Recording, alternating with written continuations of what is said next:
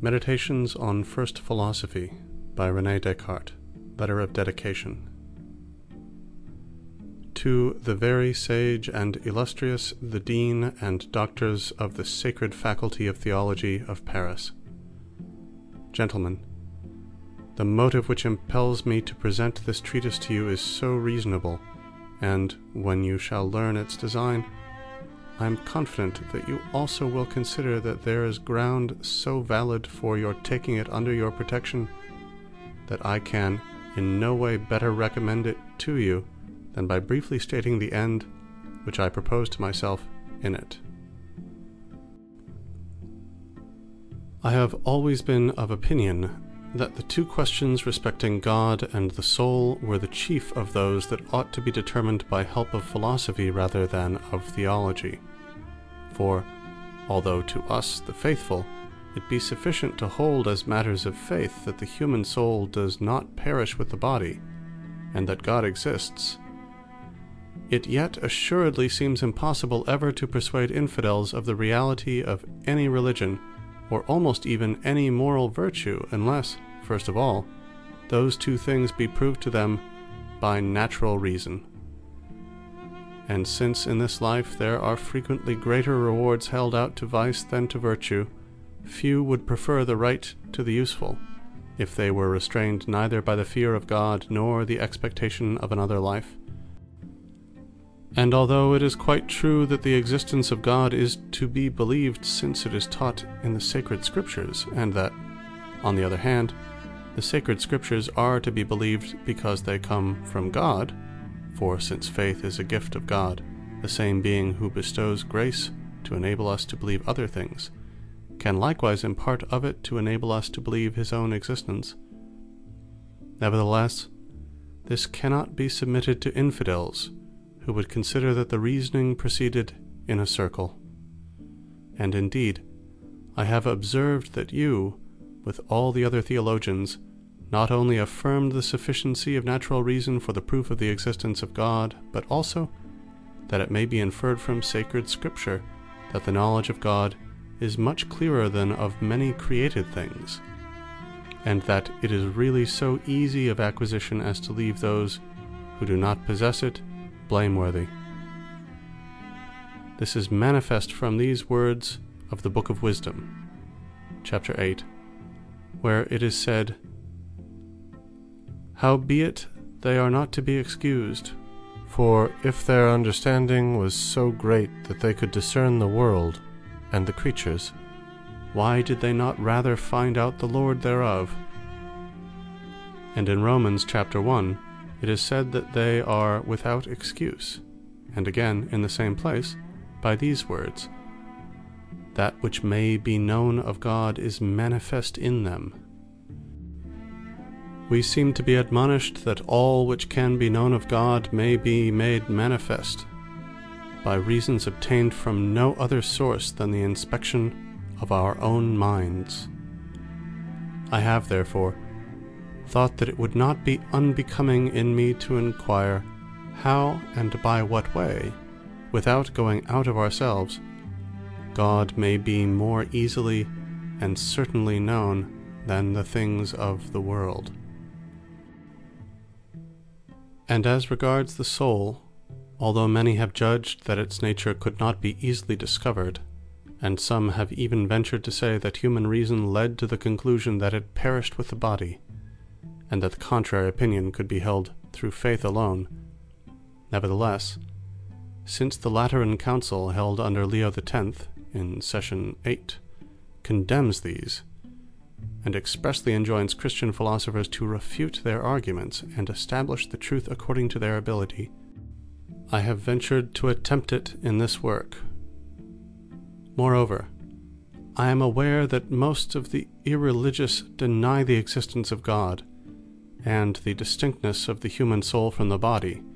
for no other reason than because these points, as they allege, have never as yet been demonstrated. Now, although I am by no means of their opinion, but on the contrary hold that almost all the proofs which have been adduced on these questions by great men possess, when rightly understood, the force of demonstrations, and that it is next to impossible to discover new, yet there is, I apprehend, no more useful service to be performed in philosophy than if someone were, once and for all, carefully to seek out the best of these reasons, and expound them so accurately and clearly that, for the future, it might be manifest to all that they are real demonstrations. And finally, since many persons were greatly desirous of this, who knew that I had cultivated a certain method of resolving all kinds of difficulty in the sciences, which is not indeed new, there being nothing older than truth, but of which they were aware I had made successful use in other instances, I judged it to be my duty to make trial of it also on the present matter. Now the sum of what I have been able to accomplish on the subject is contained in this treatise. Not that I here essayed to collect all the diverse reasons which might be adduced as proofs on this subject, for this does not seem to be necessary, unless on matters where no one proof of adequate certainty is to be had, but I treated the first and chief alone in such a manner that I should venture now to propose them as demonstrations of the highest certainty and evidence. And I will also add that they are such as to lead me to think that there is no way open to the mind of man by which proofs superior to them can ever be discovered, for the importance of the subject and the glory of God, to which all this relates, constrain me to speak here somewhat more freely of myself than I have been accustomed to do. Nevertheless, whatever certitude and evidence I may find in these demonstrations, I cannot therefore persuade myself that they are levelled to the comprehension of all. But just as in geometry there are many of the demonstrations of Archimedes, Apollonius, Pappus, and others, which, though received by all as evident even and certain, because indeed they manifestly contain nothing which, considered by itself, it is not very easy to understand, and no consequence that are inaccurately related to their antecedents, are, nevertheless, understood by a very limited number, because they are somewhat long, and demand the whole attention of the reader. So, in the same way, although I consider the demonstrations of which I here make use to be equal or even superior to the geometrical in certitude and evidence, I am afraid, nevertheless, that they will not be adequately understood by many, as well because they are also somewhat long and involved, as chiefly because they require the mind to be entirely free from prejudice, and able with ease to detach itself from the commerce of the senses. And, to speak the truth, the ability for metaphysical studies is less general than for those of geometry. And besides,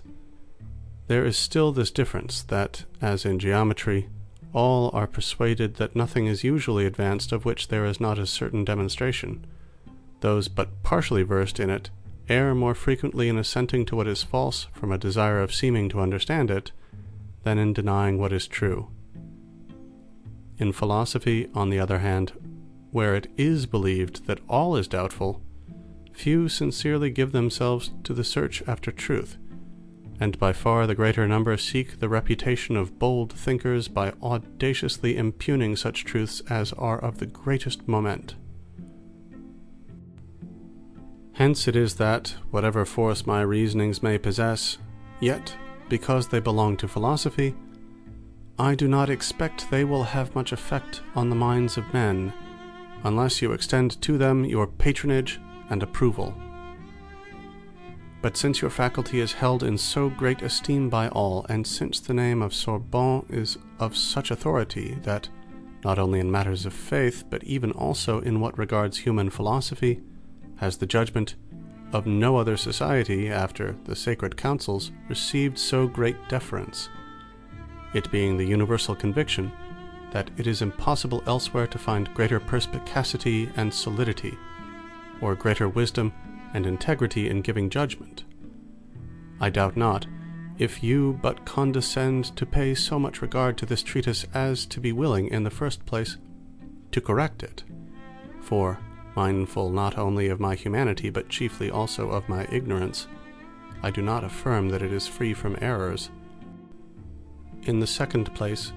to supply what is wanting in it, to perfect what is incomplete, and to give more ample illustration where it is demanded, or at least to indicate these defects to myself that I may endeavor to remedy them. And, finally, when the reasonings contained in it, by which the existence of God and the distinction of the human soul from the body are established, shall have been brought to such degree of perspicuity as to be esteemed exact demonstrations, of which I am assured they admit, if you condescend to accord them the authority of your approbation, and render a public testimony of their truth and certainty, I doubt not, I say, but that henceforth all the errors which have ever been entertained on these questions will very soon be effaced from the minds of men. For truth itself will readily lead the remainder of the ingenious and the learned to subscribe to your judgment, and your authority will cause the atheists, who are in general scholiasts rather than ingenious or learned, to lay aside the spirit of contradiction, and lead them perhaps to do battle in their own persons for reasonings which they find considered demonstrations by all men of genius, lest they should seem not to understand them. And finally, the rest of mankind will readily trust to so many testimonies, and there will no longer be anyone who will venture to doubt either the existence of God or the real distinction of mind and body. It is for you, in your singular wisdom, to judge of the importance of the establishment of such beliefs, who are cognizant of the disorders which doubt of these truths produces. But it would not here become me to commend at greater length the cause of God and of religion to you, who have always proved the strongest support of the Catholic Church. Preface to the Reader. I have already slightly touched upon the questions respecting the existence of God and the nature of the human soul in the Discourse on the Method of Rightly Conducting the Reason and Seeking Truth in the Sciences, published in French in the year 1637. Not, however, with the design of their treating of them fully, but only, as it were, in passing, that I might learn from the judgment of my readers in what way I should afterward handle them. For these questions appeared to me to be of such moment as to be worthy of being considered more than once, and the path which I follow in discussing them is so little trodden and so remote from the ordinary route that I thought it would not be expedient to illustrate it at greater length in French, and in a discourse that might be read by all, lest even the more feeble minds should believe that this path might be entered upon by them. But, as in the Discourse on Method I had requested all who might find aught meriting censure in my writings to do me the favour of pointing it out to me, I may state that no objections worthy of remark have been alleged against what I then said on these questions, except two, to which I will here briefly reply before undertaking their more detailed discussion. The first objection is that, though while the human mind reflects on itself, it does not perceive that it is any other than a thinking thing, it does not follow that its nature or essence consists only in its being a thing which thinks, so that the word only shall exclude all other things, which might also perhaps be said to pertain to the nature of the mind. To this objection I reply, that it was not my intention in that place to exclude these according to the order of truth in the matter, of which I did not then treat, but only according to the order of thought, perception. So that my meaning was, that I clearly apprehended nothing, so far as I was conscious, as belonging to my essence, except that I was a thinking thing, or a thing possessing in itself the faculty of thinking. But I will show hereafter how, from the consciousness that nothing besides thinking belongs to the essence of the mind, it follows that nothing else does in truth belong to it. The second objection is that it does not follow from my possessing the idea of a thing more perfect than I am, that the idea itself is more perfect than myself, and much less that what is represented by the idea exists. But I reply that in the term idea there is here something equivocal, for it may be taken either materially for an act of the understanding, and in this sense it cannot be said to be more perfect than I, or objectively for the thing represented by that act which, although it be not supposed to exist out of my understanding, may, nevertheless, be more perfect than myself by reason of its essence. But in the sequel of this treatise I will show more amply how, from my possessing the idea of a thing more perfect than myself, it follows that this thing really exists. Besides these two objections, I have seen indeed 2 treatises of sufficient length relating to the present matter. In these, however, my conclusions, much more than my premises, were impugned, and that by arguments borrowed from the commonplaces of the atheists. But, as arguments of this sort can make no impression on the minds of those who shall rightly understand my reasonings, and as the judgments of many are so irrational and weak that they are persuaded rather by the opinions on a subject that are first presented to them, however false and opposed to reason they may be, than by a true and solid, but subsequently received, refutation of them, I am unwilling here to reply to these strictures from a dread of being, in the first instance, obliged to state them. I will only say, in general, that all which the atheists commonly allege in favor of the non-existence of God arises continually from one or the other of these 2 things, namely, either the ascription of human affections to deity, or the undue attribution to our minds of so much vigor and wisdom that we may essay to determine and comprehend both what God can and ought to do. Hence, all that is alleged by them will occasion us no difficulty, provided only we keep in remembrance that our minds must be considered finite, while deity is incomprehensible and infinite.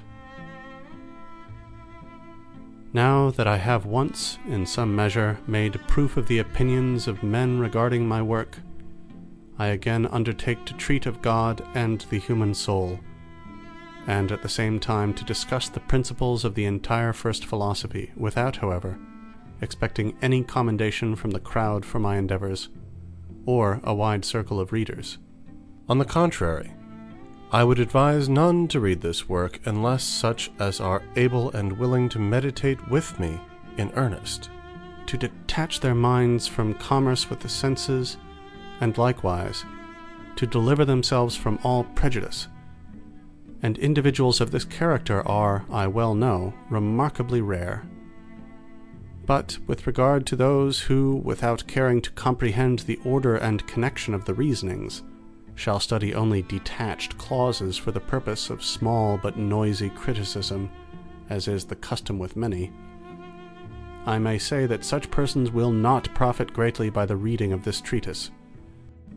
And although perhaps they may find opportunity for cavilling in several places, they will yet hardly start any pressing objections, or such as shall be deserving of reply. But since, indeed, I do not promise to satisfy others on all these subjects at first sight, nor arrogate so much to myself as to believe that I might have been able to foresee all that may be the source of difficulty to each one, I shall expound, first of all, in the Meditations, those considerations by which I feel persuaded that I have arrived at a certain and evident knowledge of truth, in order that I may ascertain whether the reasonings which have prevailed with myself will also be effectual in convincing others. I will then reply to the objections of some men, illustrious for their genius and learning, to whom these Meditations were sent for criticism before they were committed to the press,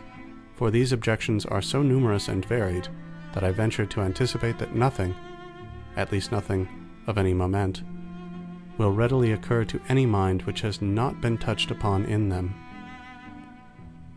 Hence it is that I earnestly entreat my readers not to come to any judgment on the questions raised in the Meditations until they have taken care to read the whole of the objections, with the relative replies. Synopsis of the 6 following Meditations. In the first meditation I expound the grounds on which we may doubt in general of all things, and especially of material objects, so long at least as we have no other foundations for the sciences than those we have hitherto possessed. Now, although the utility of a doubt so general may not be manifest at first sight, it is nevertheless of the greatest, since it delivers us from all prejudice, and affords the easiest pathway by which the mind may withdraw itself from the senses, and finally makes it impossible for us to doubt wherever we afterward discover truth.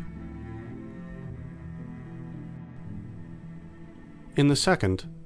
the mind which, in the exercise of the freedom peculiar to itself, supposes that no object is, of the existence of which it has even the slightest doubt, finds that, meanwhile,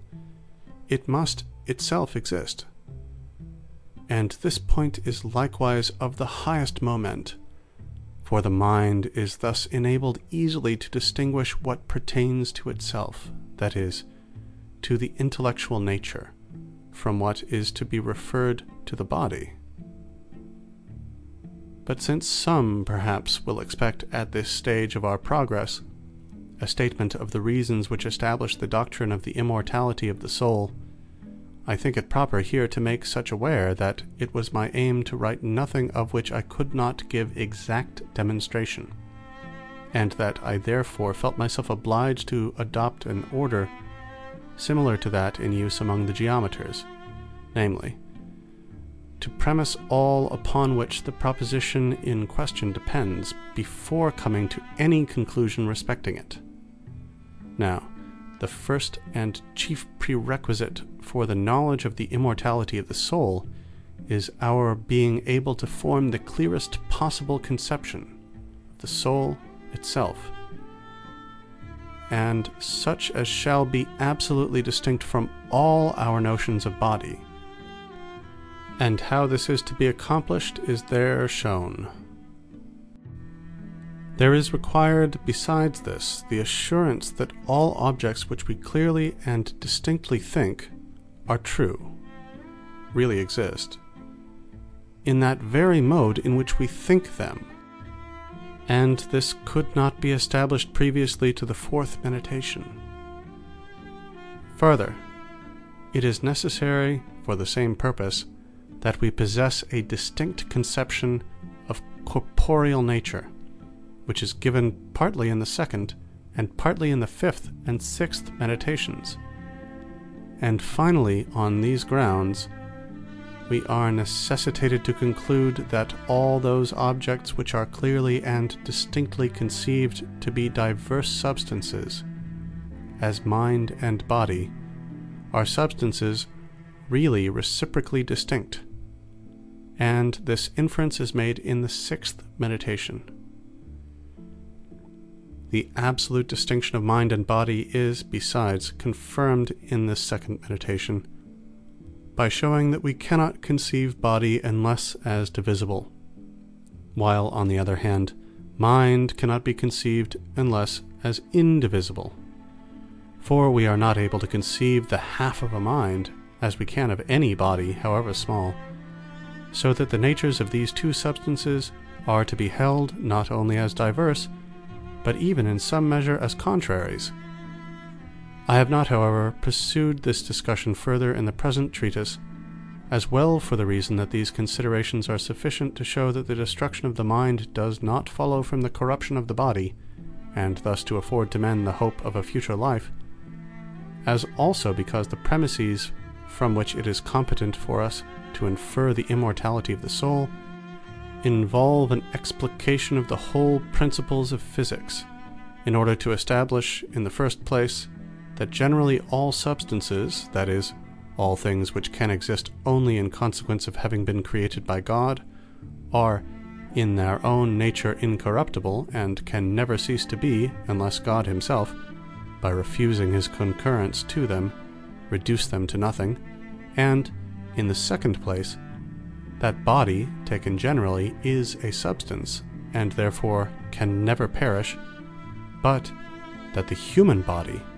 in as far as it differs from other bodies, is constituted only by a certain configuration of members,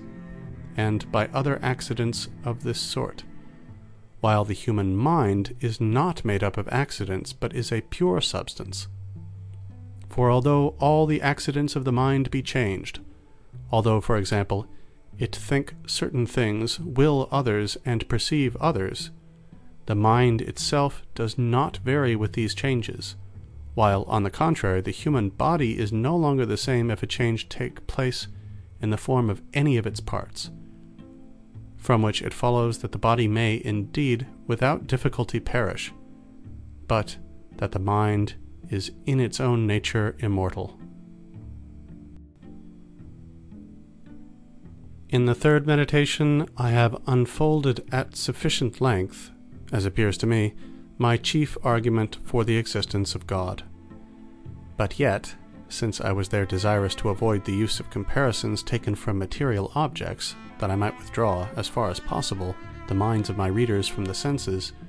numerous obscurities perhaps remain, which, however, will, I trust, be afterward entirely removed in the replies to the objections.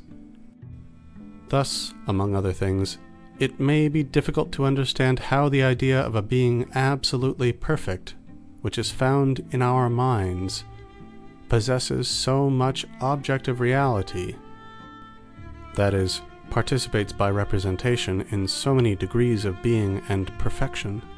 that it must be held to arise from a cause absolutely perfect. This is illustrated in the replies by the comparison of a highly perfect machine, the idea of which exists in the mind of some workman. For as the objective, that is, representative, perfection of this idea must have some cause, namely, either the science of the workman, or of some other person from whom he has received the idea, in the same way the idea of God, which is found in us, demands God himself for its cause. In the fourth, it is shown that all which we clearly and distinctly perceive, apprehend, is true, and at the same time is explained wherein consists the nature of error, points that require to be known as well for confirming the preceding truths as for the better understanding of those that are to follow. But meanwhile, it must be observed that I do not at all there treat of sin, that is, of error committed in the pursuit of good and evil,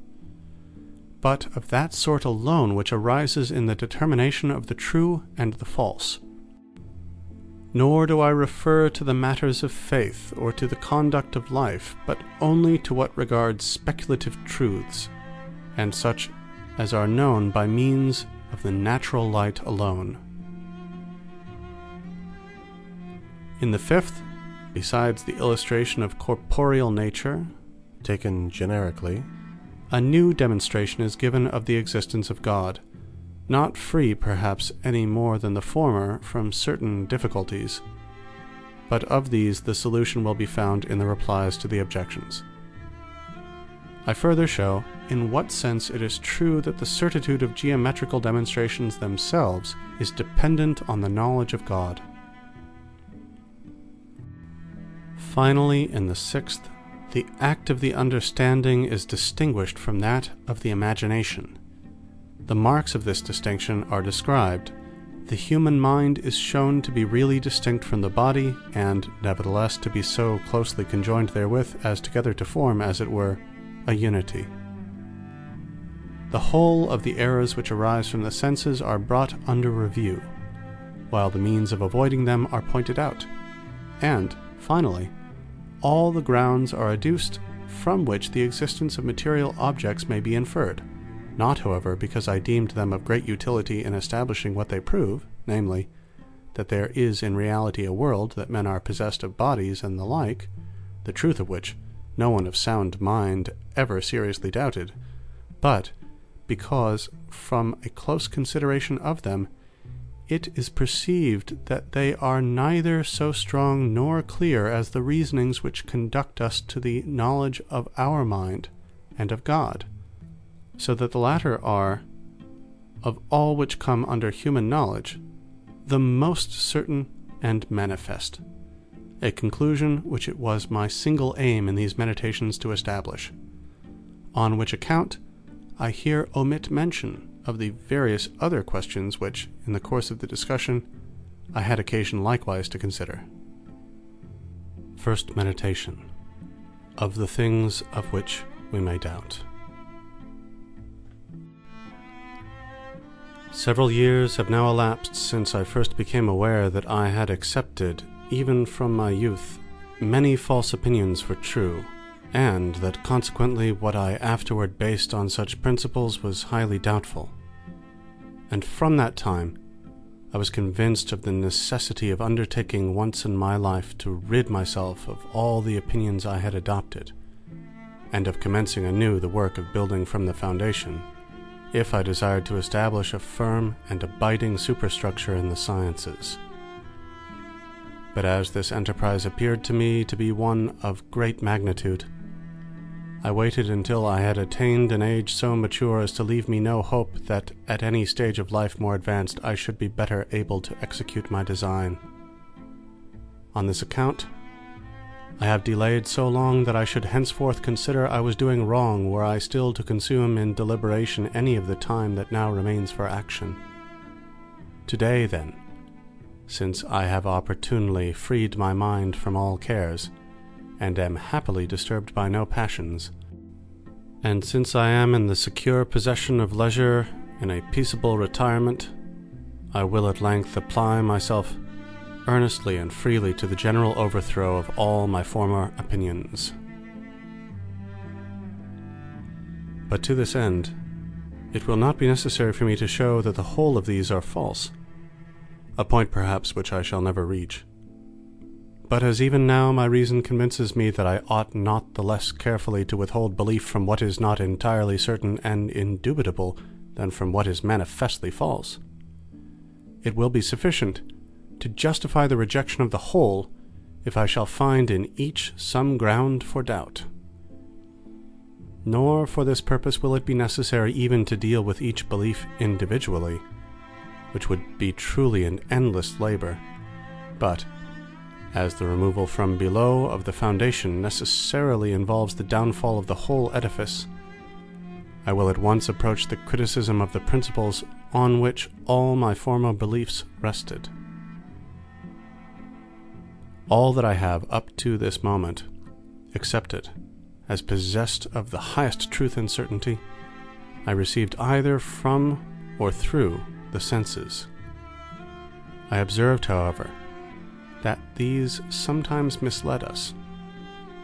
and it is the part of prudence not to place absolute confidence in that by which we have even once been deceived. But it may be said, perhaps, that although the senses occasionally mislead us respecting minute objects, and such as are so far removed from us as to be beyond the reach of close observation, there are yet many other of their informations, or presentations, of the truth, which it is manifestly impossible to doubt. As, for example, that I am in this place, seated by the fire, clothed in a winter dressing gown, that I hold in my hands this piece of paper, with other intimations of the same nature. But how could I deny that I possess these hands and this body, and, withal, escape being classed with persons in a state of insanity, whose brains are so disordered and clouded by dark bilious vapours as to cause them, pertinaciously, to assert that they are monarchs when they are in the greatest poverty, or clothed in gold and purple when destitute of any covering, or that their head is made of clay, their body of glass, or that they are gourds. I should certainly be not less insane than they, were I to regulate my procedure according to examples so extravagant. Though this be true, I must nevertheless here consider that I am a man, and that consequently I am in the habit of sleeping, and representing to myself in dreams those same things, or even sometimes others less probable, which the insane think are presented to them in their waking moments. How often have I dreamt that I was in these familiar circumstances, that I was dressed and occupied this place by the fire, when I was lying undressed in bed. At the present moment, however, I certainly look upon this paper with eyes wide awake. The head which I now move is not asleep. I extend this hand consciously and with express purpose, and I perceive it. The occurrences in sleep are not so distinct as all this. But I cannot forget that at other times I have been deceived in sleep by similar illusions, and, attentively considering those cases, I perceive so clearly that there exist no certain marks by which the state of waking can ever be distinguished from sleep, that I feel greatly astonished. And in amazement I almost persuade myself that I am now dreaming. Let us suppose then that we are dreaming, and that all these particulars, namely the opening of the eyes, the motion of the head, the forth putting of the hands, are merely illusions, and even that we really possess neither an entire body nor hands such as we see. Nevertheless, it must be admitted at least that the objects which appear to us in sleep are, as it were, painted representations which could not have been formed unless in the likeness of realities, and, therefore,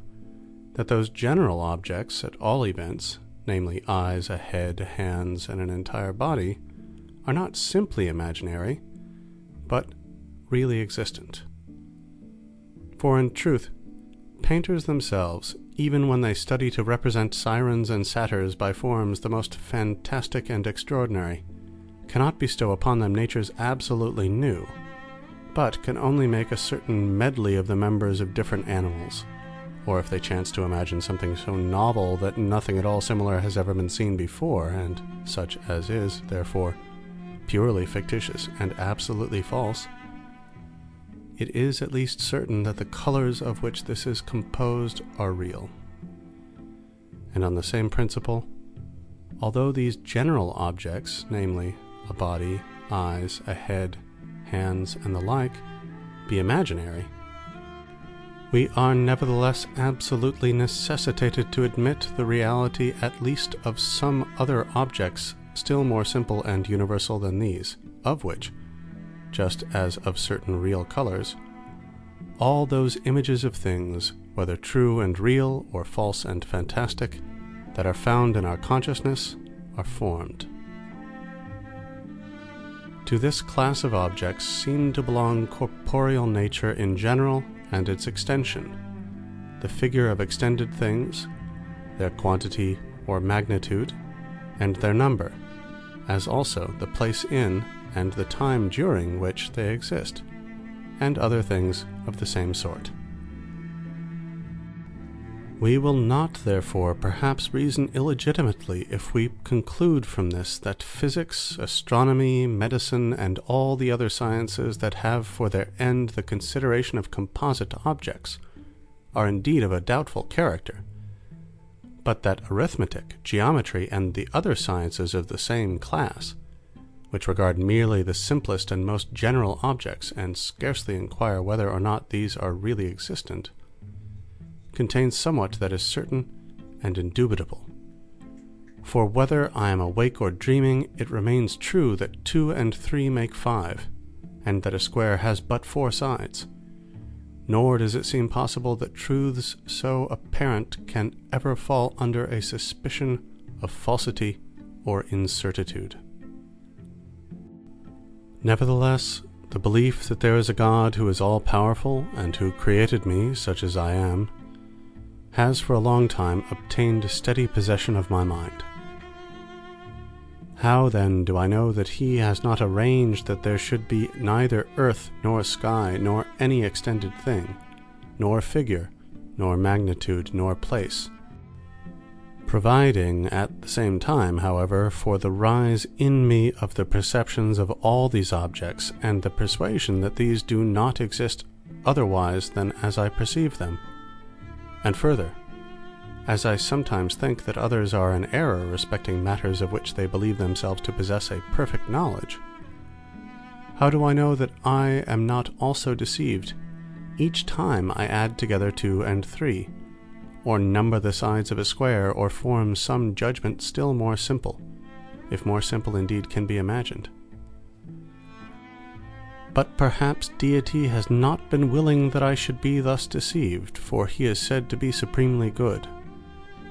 If, however, it were repugnant to the goodness of Deity to have created me subject to constant deception, it would seem likewise to be contrary to his goodness to allow me to be occasionally deceived, and yet it is clear that this is permitted. Some indeed might perhaps be found who would be disposed rather to deny the existence of a being so powerful than to believe that there is nothing certain. But let us for the present refrain from opposing this opinion,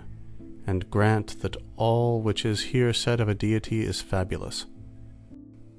Nevertheless, in whatever way it be supposed that I reach the state in which I exist, whether by fate or chance, or by an endless series of antecedents and consequents, or by any other means, it is clear, since to be deceived and to err is a certain defect, that the probability of my being so imperfect as to be the constant victim of deception will be increased exactly in proportion as the power possessed by the cause to which they assign my origin is lessened. To these reasonings I have assuredly nothing to reply, but am constrained at last to avow that there is nothing of all that I formerly believed to be true of which it is impossible to doubt, and that, not through thoughtlessness or levity, but from cogent and maturely considered reasons, so that henceforth, if I desire to discover anything certain, I ought not the less carefully to refrain from assenting to those same opinions than to what might be shown to be manifestly false. But it is not sufficient to have made these observations. Care must be taken likewise to keep them in remembrance. For those old and customary opinions perpetually recur, long and familiar usage giving them the right of occupying my mind, even almost against my will, and subduing my belief. Nor will I lose the habit of deferring to them and confiding in them so long as I shall consider them to be what in truth they are, namely, opinions to some extent doubtful, as I have already shown, but still highly probable, and such as it is much more reasonable to believe than deny. It is for this reason I am persuaded that I shall not be doing wrong if, taking an opposite judgment of deliberate design, I become my own deceiver, by supposing, for a time, that all those opinions are entirely false and imaginary, until at length, having thus balanced my old by my new prejudices, my judgment shall no longer be turned aside by perverted usage from the path that may conduct to the perception of truth. For I am assured that, meanwhile, there will arise neither peril nor error from this course, and that I cannot, for the present, yield too much to distrust, since the end I now seek is not action, but knowledge. I will suppose, then, not that Deity, who is sovereignly good and the fountain of truth, but that some malignant demon, who is at once exceedingly potent and deceitful, has employed all his artifice to deceive me. I will suppose that the sky, the air, the earth, colors, figures, sounds, and all external things are nothing better than the illusions of dreams, by means of which this being has laid snares for my credulity, I will consider myself as without hands, eyes, flesh, blood, or any of the senses, and as falsely believing that I am possessed of these. I will continue resolutely fixed in this belief, and if indeed by this means it be not in my power to arrive at the knowledge of truth, I shall at least do what is in my power, namely, suspend my judgment, and guard with settled purpose against giving my assent to what is false, and being imposed upon by this deceiver, whatever be his power and artifice. But this undertaking is arduous, and a certain indolence insensibly leads me back to my ordinary course of life. And just as the captive who, perchance, was enjoying in his dreams an imaginary liberty, when he begins to suspect that it is but a vision, dreads awakening, and conspires with the agreeable illusions that the deception may be prolonged, so I, of my own accord, fall back into the train of my former beliefs, and fear to arouse myself from my slumber, lest the time of laborious wakefulness that would succeed this quiet rest, in place of bringing any light of day, should prove inadequate to dispel the darkness that will arise from the difficulties that have now been raised. Second meditation. Of the nature of the human mind, and that it is more easily known than the body. The meditation of yesterday has filled my mind with so many doubts that it is no longer in my power to forget them, nor do I see meanwhile any principle on which they can be resolved. And, just as if I had fallen all of a sudden into very deep water, I am so greatly disconcerted as to be unable either to plant my feet firmly on the bottom or sustain myself by swimming on the surface. I will nevertheless make an effort, and try anew the same path on which I had entered yesterday, that is, proceed by casting aside all that admits of the slightest doubt, not less than if I had discovered it to be absolutely false. And I will continue always in this track until I shall find something that is certain, or at least, if I can do nothing more, until I shall know with certainty that there is nothing certain. Archimedes, that he might transport the entire globe from the place it occupied to another, demanded only a point that was firm and immovable. So also, I shall be entitled to entertain the highest expectations, if I am fortunate enough to discover only one thing that is certain and indubitable. I suppose, accordingly, that all the things which I see are false, fictitious. I believe that none of those objects which my fallacious memory represents ever existed. I suppose that I possess no senses. I believe that body, figure, extension, motion, and place are merely fictions of my mind. What is there, then, that can be esteemed true? Perhaps this only, that there is absolutely nothing certain. But how do I know that there is not something different altogether from the objects I have now enumerated, of which it is impossible to entertain the slightest doubt? Is there not a God, or some being, by whatever name I may designate him, who causes these thoughts to arise in my mind? But why suppose such a being, for it may be I myself am capable of producing them? Am I, then, at least not something? But I before denied that I possessed senses or a body. I hesitate, however, for what follows from that?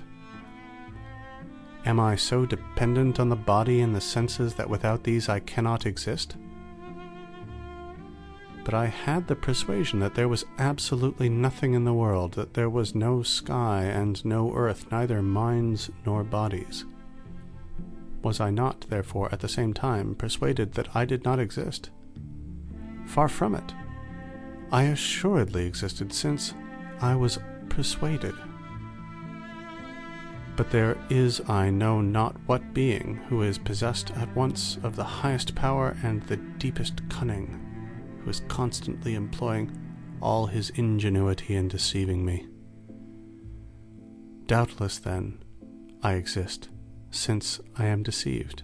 and let him deceive me as he may, he can never bring it about that I am nothing, so long as I shall be conscious that I am something. So that it must, in fine, be maintained, all things being maturely and carefully considered, that this proposition, I am, I exist, is necessarily true each time it is expressed by me, or conceived in my mind. But I do not yet know with sufficient clearness what I am, though assured that I am, and hence, in the next place, I must take care lest perchance I inconsiderately substitute some other object in room of what is properly myself, and thus wander from truth, even in that knowledge, cognition, which I hold to be, of all others, the most certain and evident. For this reason, I will now consider anew what I formerly believed myself to be, before I entered on the present train of thought,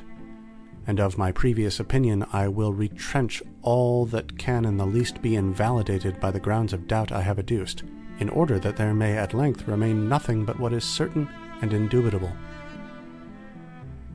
What then did I formerly think I was? Undoubtedly, I judged that I was a man.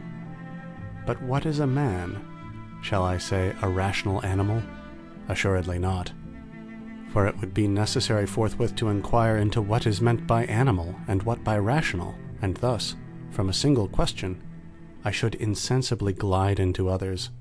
and these more difficult than the first. Nor do I now possess enough of leisure to warrant me in wasting my time amid subtleties of this sort. I prefer here to attend to the thoughts that sprung up of themselves in my mind, and were inspired by my own nature alone, when I applied myself to the consideration of what I was. In the first place, then, I thought that I possessed a countenance, hands, arms, and all the fabric of members that appears in a corpse, and which I called by the name of body. It further occurred to me that I was nourished, that I walked, perceived, and thought, and all those actions I referred to the soul. But what the soul itself was, I either did not stay to consider, or, if I did, I imagined that it was something extremely rare and subtle, like wind, or flame, or ether, spread through my grosser parts. As regarded the body, I did not even doubt of its nature, but thought I distinctly knew it, and if I had wished to describe it according to the notions I then entertained, I should have explained myself in this manner. By body I understand all that can be terminated by a certain figure, that can be comprised in a certain place, and so fill a certain space as therefrom to exclude every other body, that can be perceived either by touch, sight, hearing, taste, or smell, that can be moved in different ways, not indeed of itself, but by something foreign to it, by which it is touched, and from which it receives the impression. For the power of self-motion, as likewise that of perceiving and thinking, I held as by no means pertaining to the nature of body. On the contrary, I was somewhat astonished to find such faculties existing in some bodies. But as to myself, what can I now say that I am, since I suppose there exists an extremely powerful and, if I may so speak, malignant being, whose whole endeavors are directed towards deceiving me? Can I affirm that I possess any one of all those attributes of which I have lately spoken as belonging to the nature of body? After attentively considering them in my own mind, I find none of them that can properly be said to belong to myself. To recount them were idle and tedious. Let us pass then to the attributes of the soul. The first mentioned were the powers of nutrition and walking, But if it be true that I have no body, it is true likewise that I am capable neither of walking nor of being nourished. Perception is another attribute of the soul, but perception too is impossible without the body. Besides, I have frequently during sleep believed that I perceived objects which I afterward observed I did not in reality perceive. Thinking is another attribute of the soul, and here I discover what properly belongs to myself. This alone is inseparable from me. I am, I exist. This is certain. But how often? As often as I think. For perhaps it would even happen, if I should wholly cease to think, that I should at the same time altogether cease to be. I now admit nothing that is not necessarily true. I am therefore, precisely speaking, only a thinking thing, that is, a mind. Mens sive animus, understanding or reason, terms whose signification was before unknown to me. I am, however, a real thing, and really existent. But what thing? The answer was, a thinking thing. The question now arises, am I aught besides? I will stimulate my imagination with a view to discover whether I am not still something more than a thinking being. Now, it is plain I am not the assemblage of members called the human body. I am not a thin and penetrating air diffused through all these members, or wind, or flame, or vapor, or breath, or any of the things I can imagine. For I supposed that all these were not, and without changing the supposition, I find that I still feel assured of my existence. But it is true, perhaps, that those very things which I suppose to be non-existent, because they are unknown to me, are not in truth different from myself whom I know. This is a point I cannot determine, and do not now enter into any dispute regarding it. I can only judge of things that are known to me. I am conscious that I exist. And I, who know that I exist, inquire into what I am. It is, however, perfectly certain that the knowledge of my existence, thus precisely taken, is not dependent on things, the existence of which is as yet unknown to me, and consequently, it is not dependent on any of the things I can feign in imagination. Moreover, the phrase itself, I frame and image, a fingo, reminds me of my error. For I should in truth frame one if I were to imagine myself to be anything, since to imagine is nothing more than to contemplate the figure or image of a corporeal thing. But I already know that I exist, and that it is possible at the same time that all those images, and in general, all that relates to the nature of body, are merely dreams or chimeras.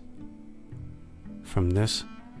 I discover that it is not more reasonable to say, I will excite my imagination that I may know more distinctly what I am, than to express myself as follows. I am now awake, and perceive something real. But because my perception is not sufficiently clear, I will of express purpose go to sleep, that my dreams may represent to me the object of my perception with more truth and clearness. And therefore, I know that nothing of all that I can embrace in imagination belongs to the knowledge which I have of myself, and that there is need to recall with the utmost care the mind from this mode of thinking, that it may be able to know its own nature with perfect distinctness. But what then am I?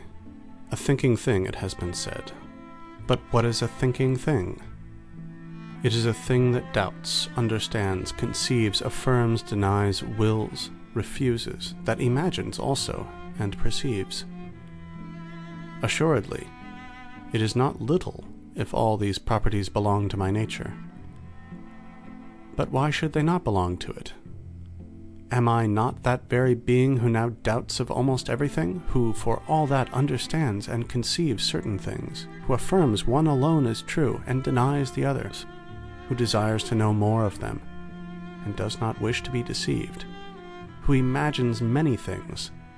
sometimes even despite his will, and is likewise percipient of many, as if through the medium of the senses? Is there nothing of all this as true as that I am? Even although I should be always dreaming, and although he who gave me being employed all his ingenuity to deceive me? Is there also any one of these attributes that can be properly distinguished from my thought, or that can be said to be separate from myself? For it is of itself so evident that it is I who doubt, I who understand, and I who desire, that it is here unnecessary to add anything by way of rendering it more clear. And I am as certainly the same being who imagines. For although it may be, as before supposed, that nothing I imagine is true, still the power of imagination does not cease really to exist in me and to form part of my thought. In fine, I am the same being who perceives, that is, who apprehends certain objects as by the organs of sense, since, in truth, I see light, hear a noise, and feel heat. But it will be said that these presentations are false, and that I am dreaming. Let it be so. At all events, it is certain that I seem to see light, hear a noise, and feel heat. This cannot be false, and this is what in me is properly called perceiving, sentire, which is nothing else than thinking. From this I begin to know what I am, with somewhat greater clearness and distinctness than heretofore. But nevertheless it still seems to me, and I cannot help believing,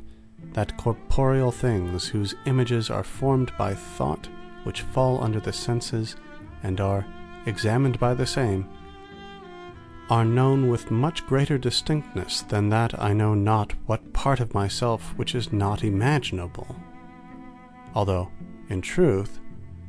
it may seem strange to say that I know and comprehend with greater distinctness things whose existence appears to me doubtful, that are unknown, and do not belong to me, than others of whose reality I am persuaded, that are known to me, and appertain to my proper nature, in a word, than myself. But I see clearly what is the state of the case. My mind is apt to wander, and will not yet submit to be restrained within the limits of truth. Let us therefore leave the mind to itself once more, and, according to it every kind of liberty, permit it to consider the objects that appear to it from without, in order that, having afterward withdrawn it from these gently and opportunely, and fixed it on the consideration of its being and the properties it finds in itself, it may then be the more easily controlled. Let us now accordingly consider the objects that are commonly thought to be the most easily, and likewise the most distinctly known, namely, the bodies we touch and see. Not indeed bodies in general, for these general notions are usually somewhat more confused, but one body in particular. Take, for example, this piece of wax. It is quite fresh, having been but recently taken from the beehive. It has not yet lost the sweetness of the honey it contained. It still retains somewhat of the odor of the flowers from which it was gathered. Its color, figure, size are apparent to the sight. It is hard, cold, easily handled, and sounds when struck upon with the finger. In fine, all that contributes to make a body as distinctly known as possible is found in the one before us. But while I am speaking, let it be placed near the fire. What remained of the taste exhales, the smell evaporates, the color changes, its figure is destroyed, its size increases, it becomes liquid, it grows hot. It can hardly be handled, and, although struck upon, it emits no sound. Does the same wax still remain after this change? It must be admitted that it does remain. No one doubts it or judges otherwise. What, then, was it I knew with so much distinctness in the piece of wax? Assuredly it could be nothing of all that I observed by means of the senses, since all the things that fell under taste, smell, sight, touch, and hearing are changed, and yet the same wax remains. It was perhaps what I now think, namely, that this wax was neither the sweetness of honey, the pleasant odor of flowers, the whiteness, the figure, nor the sound, but only a body that a little before appeared to me conspicuous under these forms, and which is now perceived under others. But, to speak precisely, what is it that I imagine when I think of it in this way? Let it be attentively considered, and retrenching all that does not belong to the wax, let us see what remains. There certainly remains nothing, except something extended, flexible, and movable. But what is meant by flexible and movable? Is it not that I imagine that the piece of wax, being round, is capable of becoming square, or of passing from a square into a triangular figure? Assuredly such is not the case,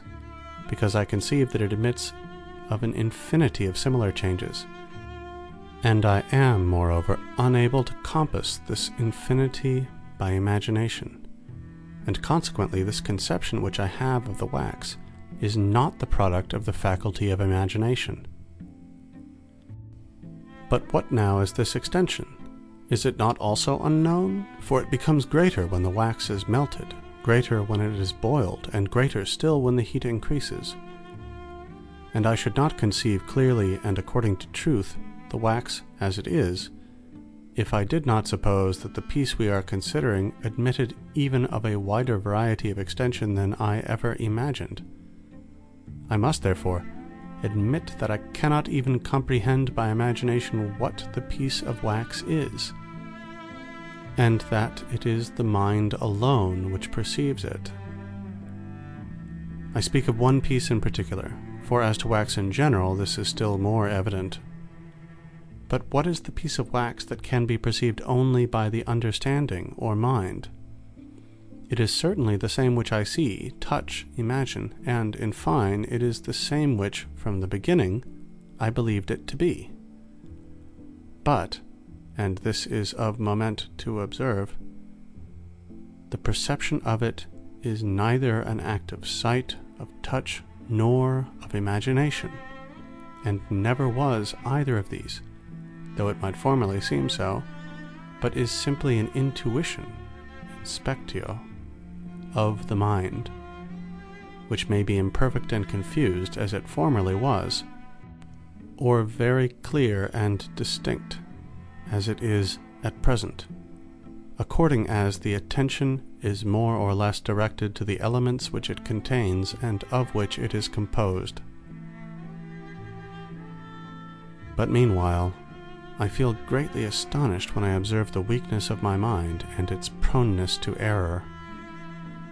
For although, without at all giving expression to what I think, I consider all this in my own mind, words yet occasionally impede my progress, and I am almost led into error by the terms of ordinary language. We say, for example, that we see the same wax when it is before us, and not that we judge it to be the same from its retaining the same color and figure, whence I should forthwith be disposed to conclude that the wax is known by the act of sight, and not by the intuition of the mind alone, were it not for the analogous instance of human beings passing on in the street below, as observed from a window. In this case, I do not fail to say that I see the men themselves, just as I say that I see the wax, and yet what do I see from the window beyond hats and cloaks that might cover artificial machines whose motions might be determined by springs? but I judge that there are human beings from these appearances, and thus I comprehend, by the faculty of judgment alone, which is in the mind, what I believed I saw with my eyes. The man who makes it his aim to rise to knowledge superior to the common ought to be ashamed to seek occasions of doubting from the vulgar forms of speech. Instead, therefore, of doing this, I shall proceed with the matter in hand, and inquire whether I had a clearer and more perfect perception of the piece of wax when I first saw it, and when I thought I knew it by means of the external sense itself, or, at all events, by the common sense, as it is called, that is, by the imaginative faculty, or whether I rather apprehend it more clearly at present, after having examined with greater care both what it is and in what way it can be known. It would certainly be ridiculous to entertain any doubt on this point. For what in that first perception was there distinct? What did I perceive which any animal might not have perceived? But when I distinguish the wax from its exterior forms, and when, as if I had stripped it of its vestments, I consider it quite naked, it is certain, although some error may still be found in my judgment, that I cannot, nevertheless, thus apprehend it without possessing a human mind. But finally, what shall I say of the mind itself, that is, of myself? For as yet I do not admit that I am anything but mind. What then, I who seem to possess so distinct an apprehension of the piece of wax, do I not know myself, both with greater truth and certitude, and also much more distinctly and clearly? For if I judge that the wax exists because I see it, it assuredly follows much more evidently that I myself am or exist for the same reason. For it is possible that what I see may not in truth be wax, and that I do not even possess eyes with which to see anything. But it cannot be that when I see, or, which comes to the same thing, when I think I see, I myself who think am nothing. So likewise, if I judge that the wax exists because I touch it, it will still also follow that I am. And if I determine that my imagination, or any other cause, whatever it be, persuades me of the existence of the wax, I will still draw the same conclusion. And what is here remarked of the piece of wax is applicable to all the other things that are external to me. And further, if the notion or perception of wax appeared to me more precise and distinct, after that not only sight and touch, but many other causes besides rendered it manifest to my apprehension, with how much greater distinctness must I now know myself, since all the reasons that contribute to the knowledge of the nature of wax, or of any body whatever, manifest still better the nature of my mind. And there are besides so many other things in the mind itself that contribute to the illustration of its nature, that those dependent on the body, to which I have here referred, scarcely merit to be taken into account. But, in conclusion, I find I have insensibly reverted to the point I desired. For since it is now manifest to me that bodies themselves are not properly perceived by the senses nor by the faculty of imagination, but by the intellect alone, and since they are not perceived because they are seen and touched, but only because they are understood, or rightly comprehended by thought, I readily discover that there is nothing more easily or clearly apprehended than my own mind. But because it is difficult to rid oneself so promptly of an opinion to which one has been long accustomed, it will be desirable to tarry for some time at this stage, that, by long continued meditation, I may more deeply impress upon my memory this new knowledge. Third meditation. Of God, that He exists. I will now close my eyes, I will stop my ears, I will turn away my senses from their objects. I will even efface from my consciousness all the images of corporeal things, or at least, because this can hardly be accomplished, I will consider them as empty and false, and thus, holding converse only with myself and closely examining my nature, I will endeavor to obtain by degrees a more intimate and familiar knowledge of myself. I am a thinking, conscious thing, that is, a being who doubts, affirms, denies, knows of few objects, and is ignorant of many, who loves, hates, wills, refuses, who imagines likewise, and perceives. For as I before remarked, although the things which I perceive or imagine are perhaps nothing at all apart from me and in themselves, I am nevertheless assured that those modes of consciousness which I call perceptions and imaginations, in as far only as they are modes of consciousness, exist in me. And in the little I have said, I think I have summed up all that I really know, or at least all that up to this time I was aware I knew. Now, as I am endeavoring to extend my knowledge more widely, I will use circumspection and consider with care whether I can still discover in myself anything further, which I have not yet hitherto observed. I am certain that I am a thinking thing, but do I not therefore likewise know what is required to render me certain of a truth? In this first knowledge, doubtless, there is nothing that gives me assurance of its truth except the clear and distinct perception of what I affirm, which would not indeed be sufficient to give me the assurance that what I say is true, if it could ever happen that anything I thus clearly and distinctly perceived should prove false. And accordingly, it seems to me that I may now take as a general rule that all that is very clearly and distinctly apprehended or conceived is true. Nevertheless, I before received and admitted many things as wholly certain and manifest, which yet I afterward found to be doubtful. What then were those? They were the earth, the sky, the stars, and all the other objects which I was in the habit of perceiving by the senses. But what was it that I clearly and distinctly perceived in them? Nothing more than that the ideas and the thoughts of those objects were presented to my mind. And even now I do not deny that these ideas are found in my mind.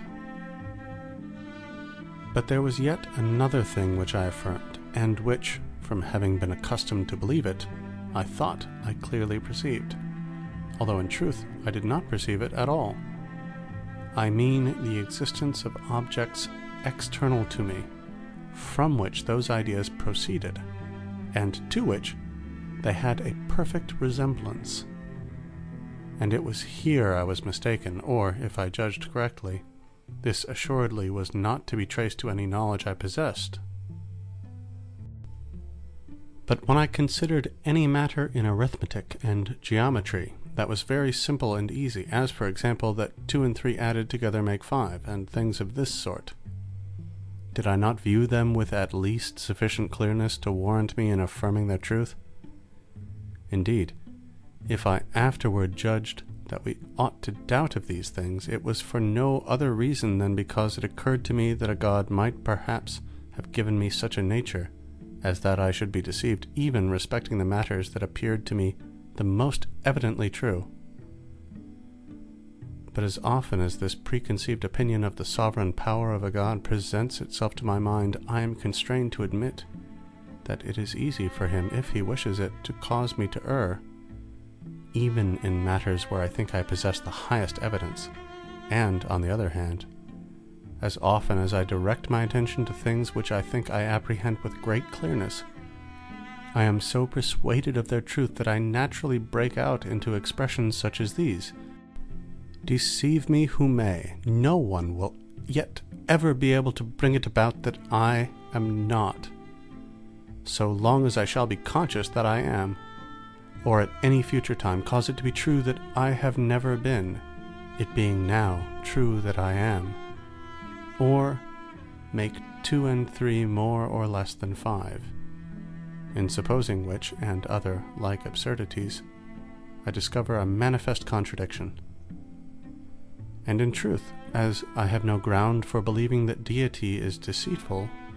and as indeed I have not even considered the reasons by which the existence of a deity of any kind is established, the ground of doubt that rests only on this supposition is very slight and, so to speak, metaphysical. But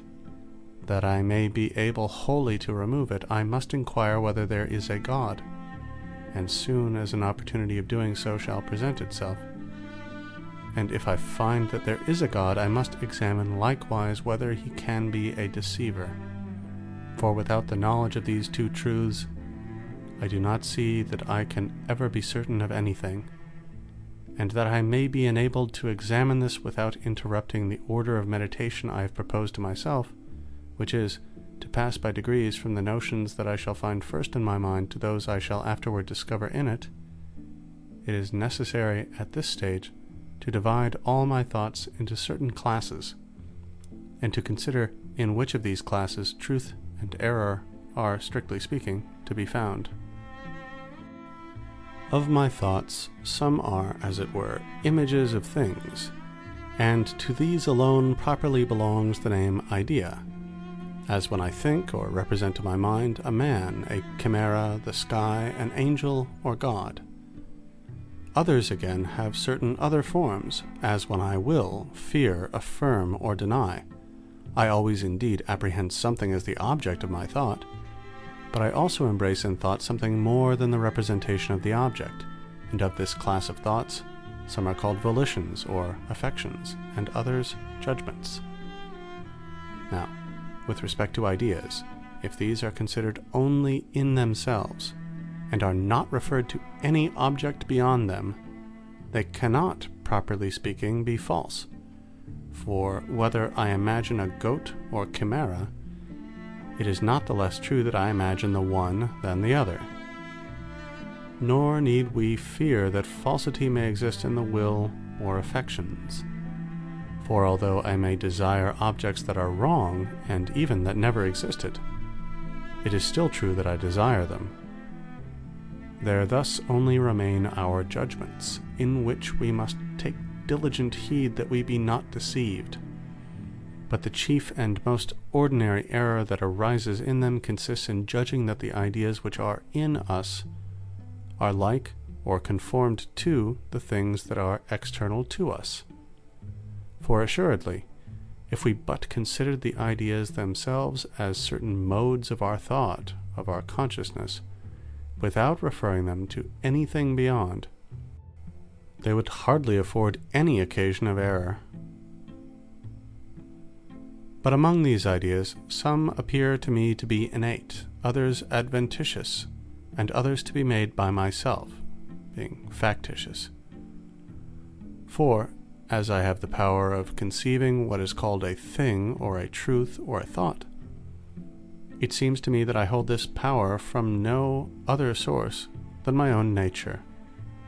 But if I now hear a noise, if I see the sun, or if I feel heat,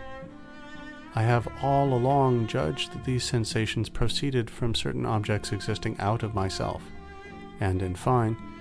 it appears to me that sirens, hippogriffs, and the like are inventions of my own mind. But I may even perhaps come to be of opinion that all my ideas are of the class which I call adventitious, or that they all are innate, or that they all are factitious. For I have not yet clearly discovered their true origin. What I have here principally to do is to consider, with reference to those that appear to come from certain objects without me, what grounds there are for thinking them like these objects. The first of these grounds is that it seems to me I am so taught by nature, and the second, that I am conscious that those ideas are not dependent on my will, and therefore not on myself, for they are frequently presented to me against my will, as at present, whether I will or not, I feel heat. And I am thus persuaded that this sensation or idea of heat is produced in me by something different from myself, namely, by the heat of the fire by which I sit. And it is very reasonable to suppose that this object impresses me with its own likeness rather than any other thing. But I must consider whether these reasons are sufficiently strong and convincing. When I speak of being taught by nature in this matter, I understand by the word nature only a certain spontaneous impetus that impels me to believe in a resemblance between ideas and their objects, and not a natural light that affords a knowledge of its truth. But these two things are widely different. For what the natural light shows to be true can be in no degree doubtful, as, for example, that I am because I doubt, and other truths of the like kind. Inasmuch as I possess no other faculty whereby to distinguish truth from error, which can teach me the falsity of what the natural light declares to be true, and which is equally trustworthy. But with respect to seemingly natural impulses, I have observed, when the question related to the choice of right or wrong in action, that they frequently led me to take the worse part, nor do I see that I have any better ground for following them in what relates to truth and error. Then, with respect to the other reason, which is that because these ideas do not depend on my will, they must arise from objects existing without me, I do not find it more convincing than the former, for just as those natural impulses of which I have lately spoken are found in me, notwithstanding that they are not always in harmony with my will, so likewise it may be that I possess some power not sufficiently known to myself, capable of producing ideas without the aid of external objects. And indeed, it has always hitherto appeared to me that they are formed during sleep by some power of this nature, without the aid of aught external. And in fine, although I should grant that they proceeded from those objects, it is not a necessary consequence that they must be like them. On the contrary, I have observed in a number of instances that there was a great difference between the object and its idea. Thus, for example, I find in my mind two wholly diverse ideas of the sun. The one, by which it appears to me extremely small, draws its origin from the senses, and should be placed in the class of adventitious ideas. The other,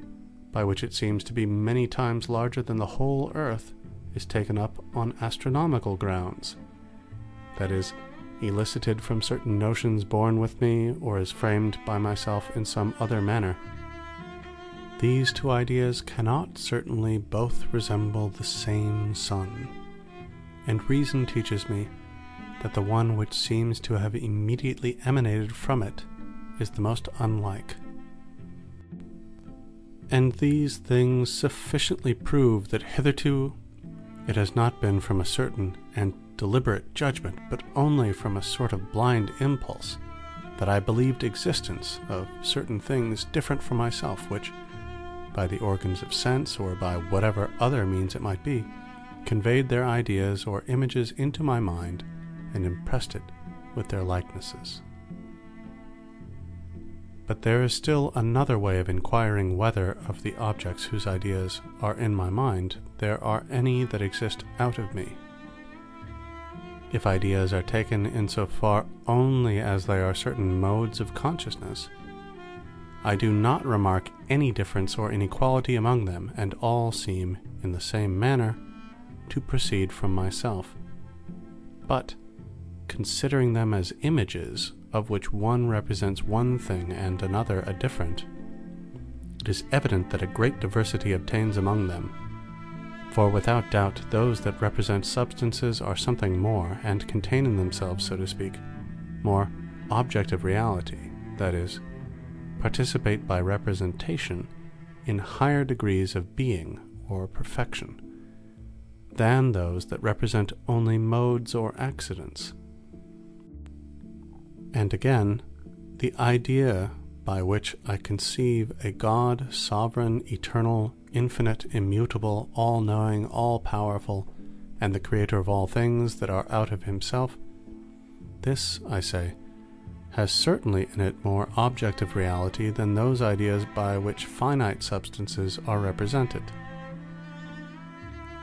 Now, it is manifest by the natural light that there must at least be as much reality in the efficient and total cause as in its effect. For whence can the effect draw its reality if not from its cause? And how could the cause communicate to it this reality unless it possessed it in itself? And hence it follows, not only that what is cannot be produced by what is not, but likewise that the more perfect, in other words, that which contains in itself more reality, cannot be the effect of the less perfect. And this is not only evidently true of those effects whose reality is actual or formal, but likewise of ideas, whose reality is only considered as objective. Thus, for example, the stone that is not yet in existence not only cannot now commence to be unless it be produced by that which possesses in itself, formally or eminently, all that enters into its composition, in other words, by that which contains in itself the same properties that are in the stone or others superior to them. And heat can only be produced in a subject that was before devoid of it by a cause that is of an order, degree, or kind at least as perfect as heat, and so of the others. But further, even the idea of the heat or of the stone cannot exist in me unless it be put there by a cause that contains at least as much reality as I conceive existent in the heat or in the stone. For although that cause may not transmit into my idea anything of its actual or formal reality, we ought not on this account to imagine that it is less real, but we ought to consider that, as every idea is a work of the mind, its nature is such as of itself to demand no other formal reality than that which it borrows from our consciousness, of which it is but a mode, that is, a manner or way of thinking.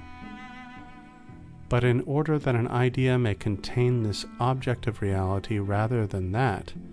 it must doubtless derive it from some cause in which is found at least as much formal reality as the idea contains of objective. For if we suppose that there is found in an idea anything which was not in its cause, it must of course derive this from nothing.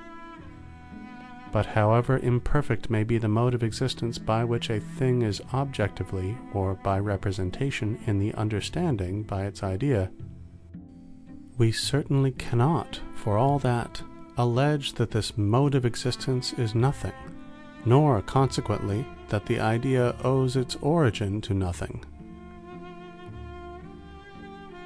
Nor must it be imagined that, since the reality which considered in these ideas is only objective, the same reality need not be formally or actually in the causes of these ideas, but only objectively. For, just as the mode of existing objectively belongs to ideas by their peculiar nature, so likewise the mode of existing formally appertains to the causes of these ideas, at least to the first and principal, by their peculiar nature. And although an idea may give rise to another idea, this regress cannot, nevertheless, be infinite. We must in the end reach a first idea, the cause of which is, as it were, the archetype in which all the reality or perfection that is found objectively or by representation in these ideas is contained formally and in act. I am thus clearly taught by the natural light that ideas exist in me as pictures or images, which may, in truth, readily fall short of the perfection of the objects from which they are taken, but can never contain anything greater or more perfect. and in proportion to the time and care with which I examine all those matters, the conviction of their truth brightens and becomes distinct. But to sum up, what conclusion shall I draw from it all? It is this: if the objective reality or perfection of any one of my ideas be such as clearly to convince me that this same reality exists in me, neither formally nor eminently, and if, as follows from this, I myself cannot be the cause of it, it is a necessary consequence that I am not alone in the world, but that there is besides myself some other being who exists as the cause of that idea, while, on the contrary, if no such idea be found in my mind, I shall have no sufficient ground of assurance of the existence of any other being besides myself. For, after a most careful search, I have, up to this moment, been unable to discover any other ground. But among these my ideas, besides that which represents myself, respecting which there can be here no difficulty, there is one that represents a God, others that represent corporeal and inanimate things, others angels, others animals, and finally there are some that represent men like myself. But with respect to the ideas that represent other men or animals or angels, I can easily suppose that they were formed by the mingling and composition of the other ideas which I have of myself, of corporeal things, and of God, although they were, apart from myself, neither men, animals, nor angels. And with regard to the ideas of corporeal objects, I never discovered in them anything so great or excellent which I myself did not appear capable of originating. For by considering these ideas closely and scrutinizing them individually, in the same way that I yesterday examined the idea of wax, I find that there is but little in them that is clearly and distinctly perceived. As belonging to the class of things that are clearly apprehended, I recognize the following, namely, magnitude or extension in length, breadth, and depth; figure, which results from the termination of extension; situation, which bodies of diverse figures preserve with reference to each other; and motion, or the change of situation, to which may be added substance, duration, and number. But with regard to light, colors, sounds, odors, tastes, heat, cold, and the other tactile qualities, they are thought with so much obscurity and confusion that I cannot determine even whether they are true or false. In other words, whether or not the ideas I have of these qualities are in truth the ideas of real objects. For although I before remarked that it is only in judgments that formal falsity, or falsity properly so called, can be met with, there may nevertheless be found in ideas a certain material falsity, which arises when they represent what is nothing as if it were something. Thus, for example, the ideas I have of cold and heat are so far from being clear and distinct that I am unable from them to discover whether cold is only the privation of heat, or heat the privation of cold, or whether they are or are not real qualities. And since, ideas being, as it were, images, there can be none that does not seem to us to represent some object, the idea which represents cold as something real and positive will not improperly be called false, if it be correct to say that cold is nothing but a privation of heat, and so in other cases. To ideas of this kind, indeed, it is not necessary that I should assign any author besides myself, for if they are false, that is, represent objects that are unreal, the natural light teaches me that they proceed from nothing, in other words, that they are in me only because something is wanting to the perfection of my nature. But if these ideas are true, yet because they exhibit to me so little reality that I cannot even distinguish the object represented from non-being, I do not see why I should not be the author of them. With reference to those ideas of corporeal things that are clear and distinct, there are some which, as appears to me, might have been taken from the idea I have of myself, as those of substance, duration, number, and the like. For when I think that a stone is a substance, or a thing capable of existing of itself, and that I am likewise a substance, although I conceive that I am a thinking and non-extended thing, and that the stone, on the contrary, is extended and unconscious, there being thus the greatest diversity between the two concepts, yet these two ideas seem to have this in common, that they both represent substances. In the same way, when I think of myself as now existing,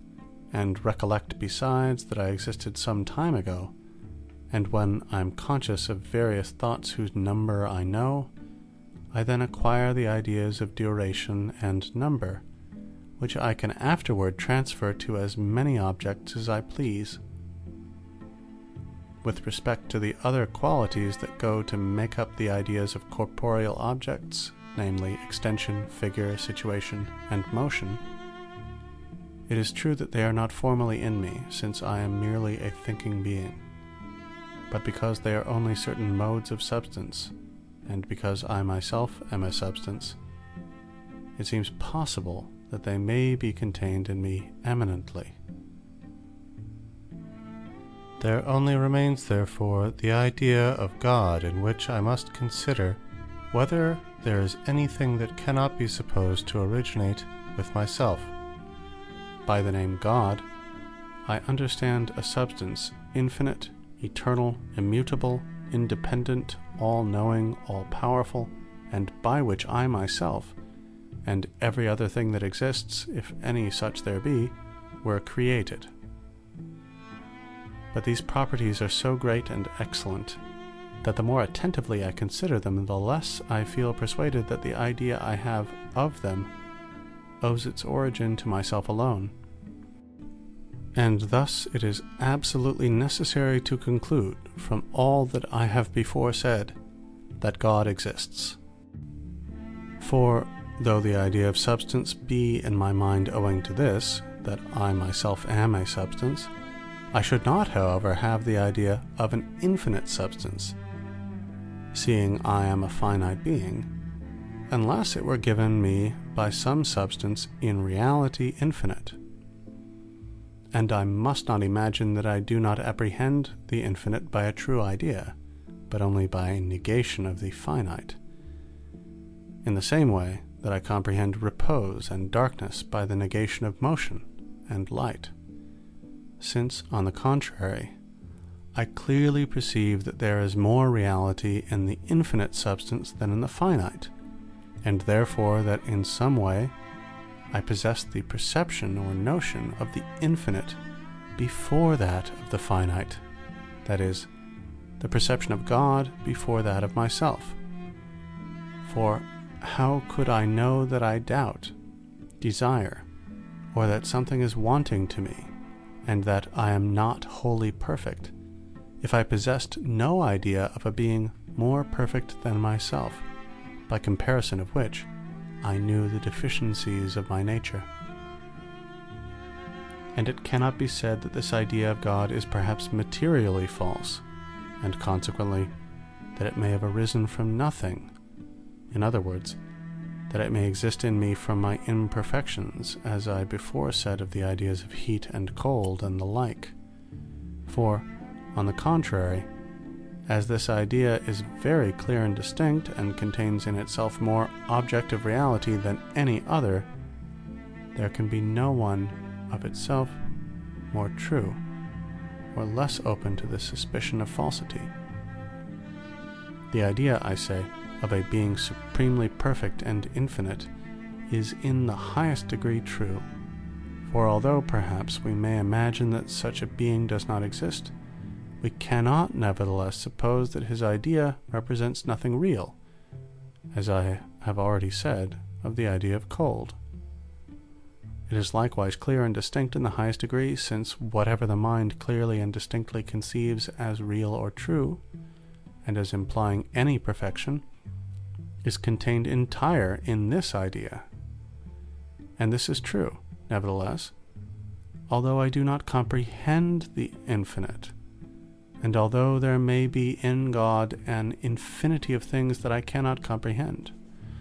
nor perhaps even compass by thought in any way. For it is of the nature of the infinite that it should not be comprehended by the finite, and it is enough that I rightly understand this, and judge that all which I clearly perceive, and in which I know there is some perfection, and perhaps also an infinity of properties of which I am ignorant, are formally or eminently in God, in order that the idea I have of him may become the most true, clear, and distinct of all the ideas in my mind. But perhaps I am something more than I suppose myself to be,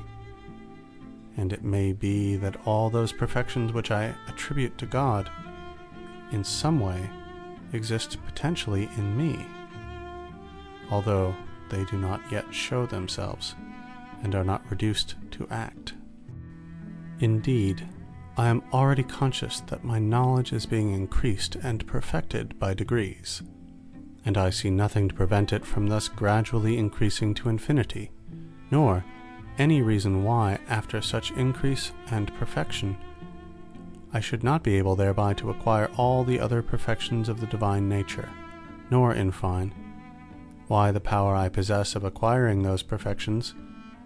if it really now exists in me, should not be sufficient to produce the ideas of them. Yet, on looking more closely into the matter, I discover that this cannot be. For, in the first place, although it were true that my knowledge daily acquired new degrees of perfection, and although there were potentially in my nature much that was not as yet actually in it, still, all these excellences make not the slightest approach to the idea I have of the deity, in whom there is no perfection merely potentially, but all actually existent. For it is even an unmistakable token of imperfection in my knowledge, that it is augmented by degrees. Further, although my knowledge increase more and more, nevertheless I am not therefore induced to think that it will ever be actually infinite, since it can never reach that point beyond which it shall be incapable of further increase.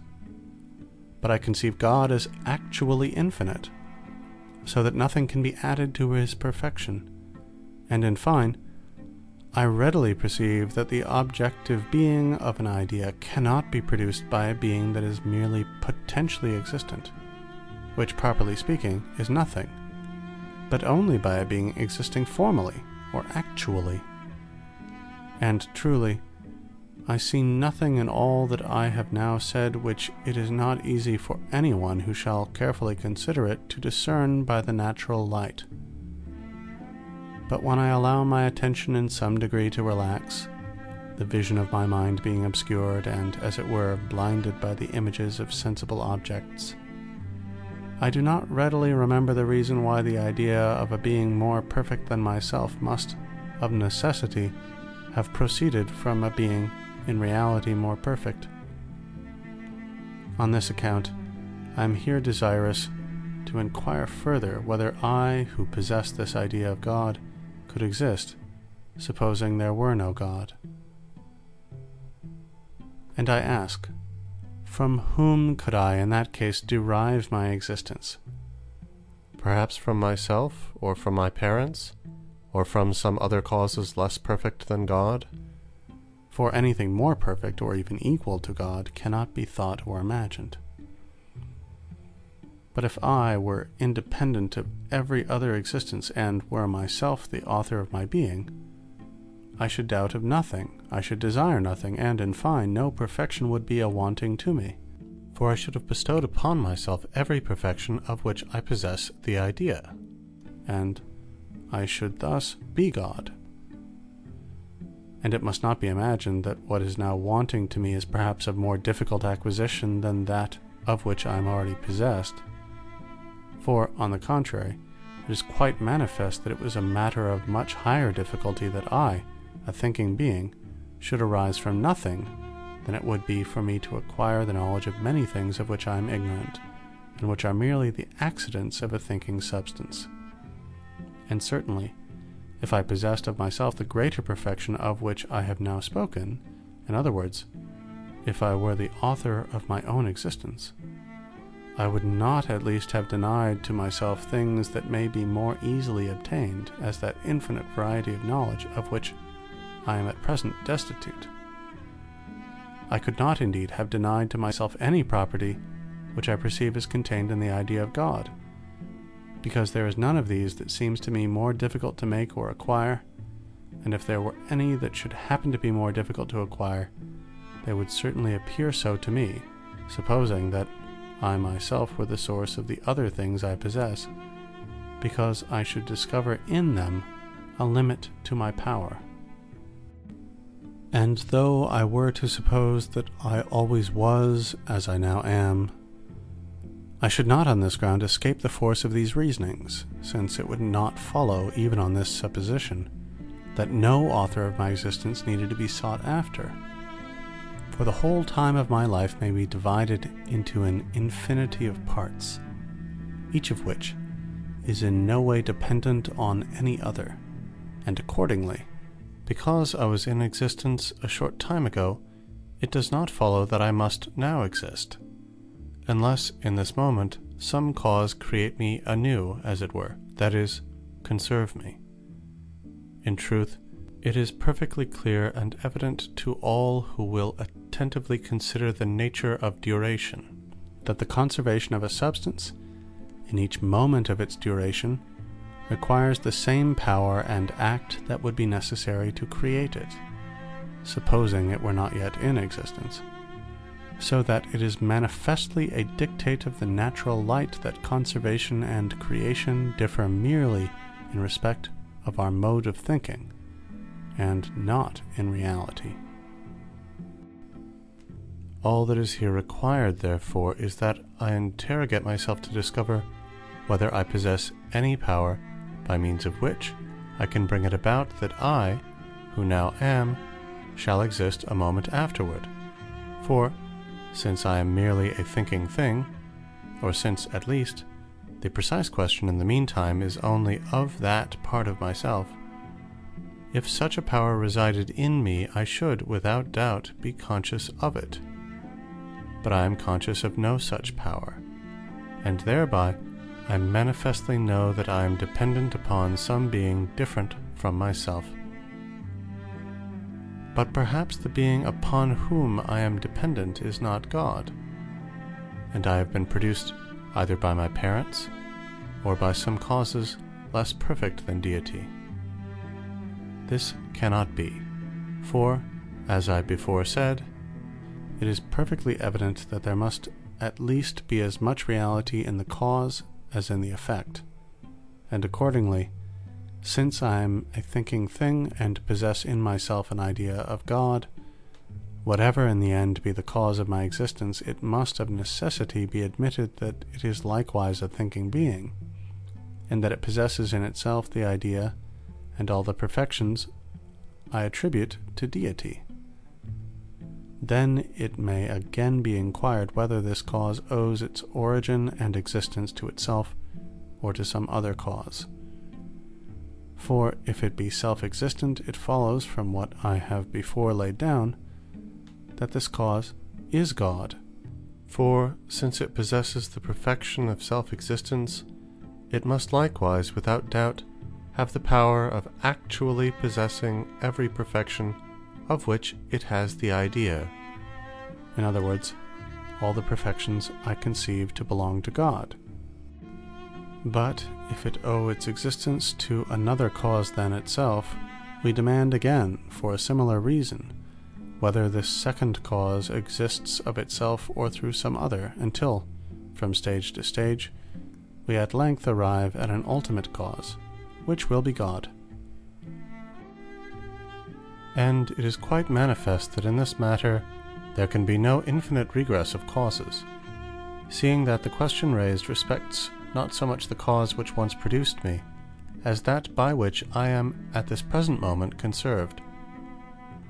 Nor can it be supposed that several causes concurred in my production, and that from one I received the idea of one of the perfections I attribute to deity, and from another the idea of some other, and thus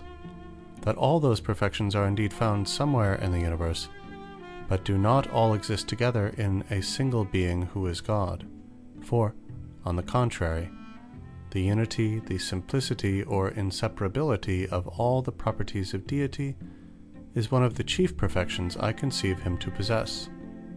And the idea of this unity of all the perfections of deity could certainly not be put into my mind by any cause from which I did not likewise receive the ideas of all the other perfections. For no power could enable me to embrace them in an inseparable unity, without at the same time giving me the knowledge of what they were, and of their existence in a particular mode. Finally, with regard to my parents, from whom it appears I sprung, although all that I believed respecting them be true, it does not nevertheless follow that I am conserved by them, or even that I was produced by them, insofar as I am a thinking being. All that, at the most, they contributed to my origin was the giving of certain dispositions or modifications to the matter in which I have hitherto judged that I, or my mind, which is what alone I now consider to be myself, is enclosed. And thus there can here be no difficulty with respect to them, and it is absolutely necessary to conclude from this alone that I am, and possess the idea of a being absolutely perfect, that is, of God, that his existence is most clearly demonstrated. There remains only the inquiry as to the way in which I received this idea from God, for I have not drawn it from the senses, nor is it even presented to me unexpectedly, as is usual with the ideas of sensible objects, when these are presented, or appear to be presented, to the external organs of the senses. It is not even a pure production or fiction of my mind, for it is not in my power to take from or add to it. And consequently there but remains the alternative that it is innate,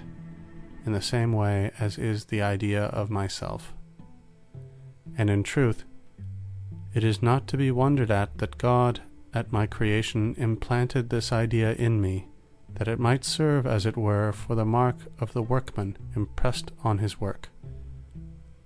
And it is not also necessary that the mark should be something different from the work itself. But considering only that God is my creator, it is highly probable that he in some way fashioned me after his own image and likeness, and that I perceive this likeness, in which is contained the idea of God, by the same faculty by which I apprehend myself. In other words, when I make myself the object of reflection, I not only find that I am an incomplete, imperfect, and dependent being, and one who unceasingly aspires after something better and greater than he is, but, at the same time, I am assured likewise that he upon whom I am dependent possesses in himself all the goods after which I aspire, and the ideas of which I find in my mind, and that, not merely indefinitely and potentially, but infinitely and actually, and that he is thus God. And the whole force of the argument of which I have here availed myself to establish the existence of God consists in this, that I perceive I could not possibly be of such a nature as I am, and yet have in my mind the idea of a God, if God did not in reality exist. This same God, I say, whose idea is in my mind, that is, a being who possesses all those lofty perfections of which the mind may have some slight conception, without, however, being able fully to comprehend them, and who is wholly superior to all defect, and has nothing that marks imperfection, whence it is sufficiently manifest that he cannot be a deceiver, since it is a dictate of the natural light that all fraud and deception spring from some defect. But before I examine this with more attention, and pass on to the consideration of other truths that may be evolved out of it, I think it proper to remain here for some time in the contemplation of God himself, that I may ponder at leisure his marvelous attributes, and behold, admire, and adore the beauty of this light so unspeakably great, as far, at least, as the strength of my mind, which is to some degree dazzled by the sight, will permit. For just as we learn by faith that the supreme felicity of another life consists in the contemplation of the divine majesty alone, so even now we learn from experience that a like meditation, though incomparably less perfect, is the source of the highest satisfaction of which we are susceptible in this life. Fourth meditation. Of truth and error. I have been habituated these bygone days to detach my mind from the senses, and I have accurately observed that there is exceedingly little which is known with certainty respecting corporeal objects, that we know much more of the human mind, and still more of God himself. I am thus able now without difficulty to abstract my mind from the contemplation of sensible or imaginable objects, and apply it to those which, as disengaged from all matter, are purely intelligible. And certainly the idea I have of the human mind insofar as it is a thinking thing, and not extended in length, breadth, and depth, and participating in none of the properties of body, is incomparably more distinct than the idea of any corporeal object. And when I consider that I doubt, in other words, that I am an incomplete and dependent being, the idea of a complete and independent being, that is to say, of God, occurs to my mind with so much clearness and distinctness, and from the fact alone that this idea is found in me, or that I who possess it exist, the conclusions that God exists, and that my own existence, each moment of its continuance, is absolutely dependent upon him, are so manifest as to lead me to believe it impossible that the human mind can know anything with more clearness and certitude. And now I seem to discover a path that will conduct us from the contemplation of the true God, in whom are contained all the treasures of science and wisdom, to the knowledge of the other things in the universe. For, in the first place, I discover that it is impossible for him ever to deceive me, for in all fraud and deceit there is a certain imperfection. And although it may seem that the ability to deceive is a mark of subtlety or power, yet the will testifies without doubt of malice and weakness, and such, accordingly, cannot be found in God. In the next place,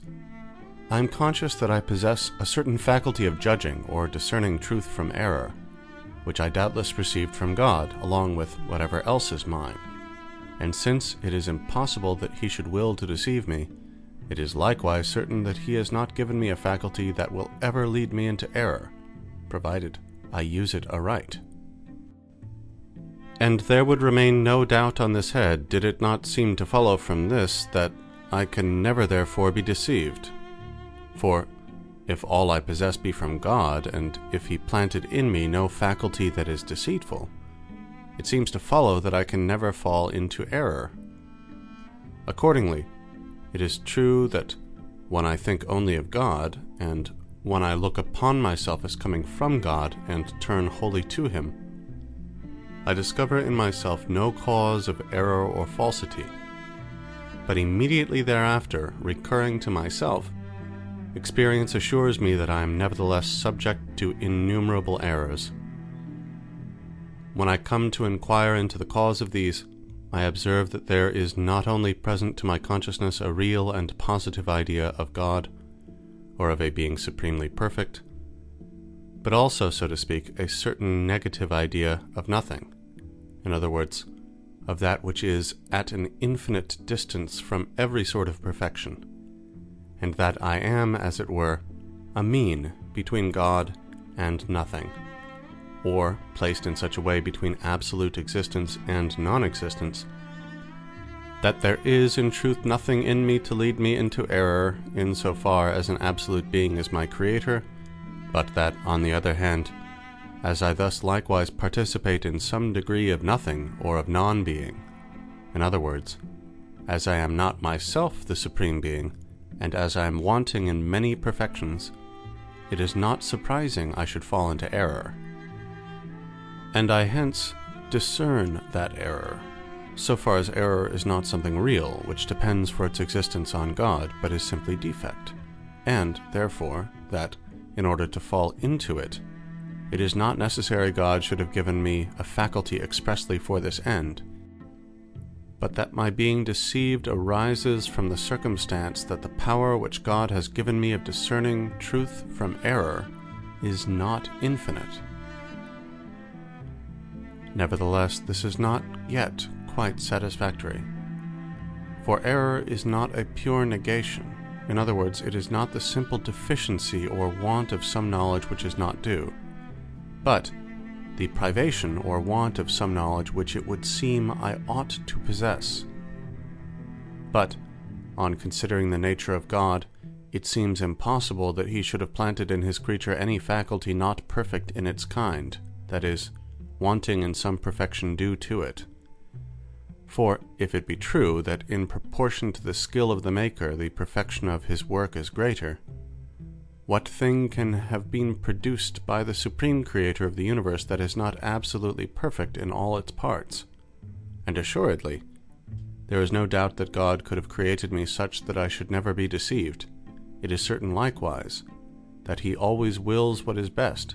Is it better, then, that I should be capable of being deceived than that I should not? Considering this more attentively, the first thing that occurs to me is the reflection that I must not be surprised if I am not always capable of comprehending the reasons why God acts as he does. Nor must I doubt of his existence, because I find, perhaps, that there are several other things besides the present respecting which I understand neither why nor how they were created by him. For, knowing already that my nature is extremely weak and limited, and that the nature of God, on the other hand, is immense, incomprehensible, and infinite, I have no longer any difficulty in discerning that there is an infinity of things in his power whose causes transcend the grasp of my mind, and this consideration alone is sufficient to convince me that the whole class of final causes is of no avail in physical or natural things. For it appears to me that I cannot, without exposing myself to the charge of temerity, seek to discover the impenetrable ends of deity. It further occurs to me that we must not consider only one creature apart from the others if we wish to determine the perfection of the works of deity, but generally all his creatures together. For the same object that might perhaps with some show of reason be deemed highly imperfect if it were alone in the world, may for all that be the most perfect possible considered as forming part of the whole universe. And although, as it was my purpose to doubt of everything, I only as yet know with certainty my own existence and that of God, nevertheless, after having remarked the infinite power of deity, I cannot deny that he may have produced many other objects, or at least that he is able to produce them, so that I may occupy a place in the relation of a part to the great whole of his creatures. Whereupon, regarding myself more closely, and considering what my errors are, which alone testify to the existence of imperfection in me, I observe that these depend on the concurrence of two causes, namely, the faculty of cognition, which I possess, and that of election, or the power of free choice. In other words, the understanding and the will. For by the understanding alone I neither affirm nor deny anything, but merely apprehend the ideas regarding which I may form a judgment. Nor is any error, properly so called, found in it thus accurately taken. And although there are perhaps innumerable objects in the world of which I have no idea in my understanding, it cannot on that account be said that I am deprived of those ideas as of something that is due to my nature, but simply that I do not possess them, because in truth there is no ground to prove that deity ought to have endowed me with a larger faculty of cognition than he has actually bestowed upon me,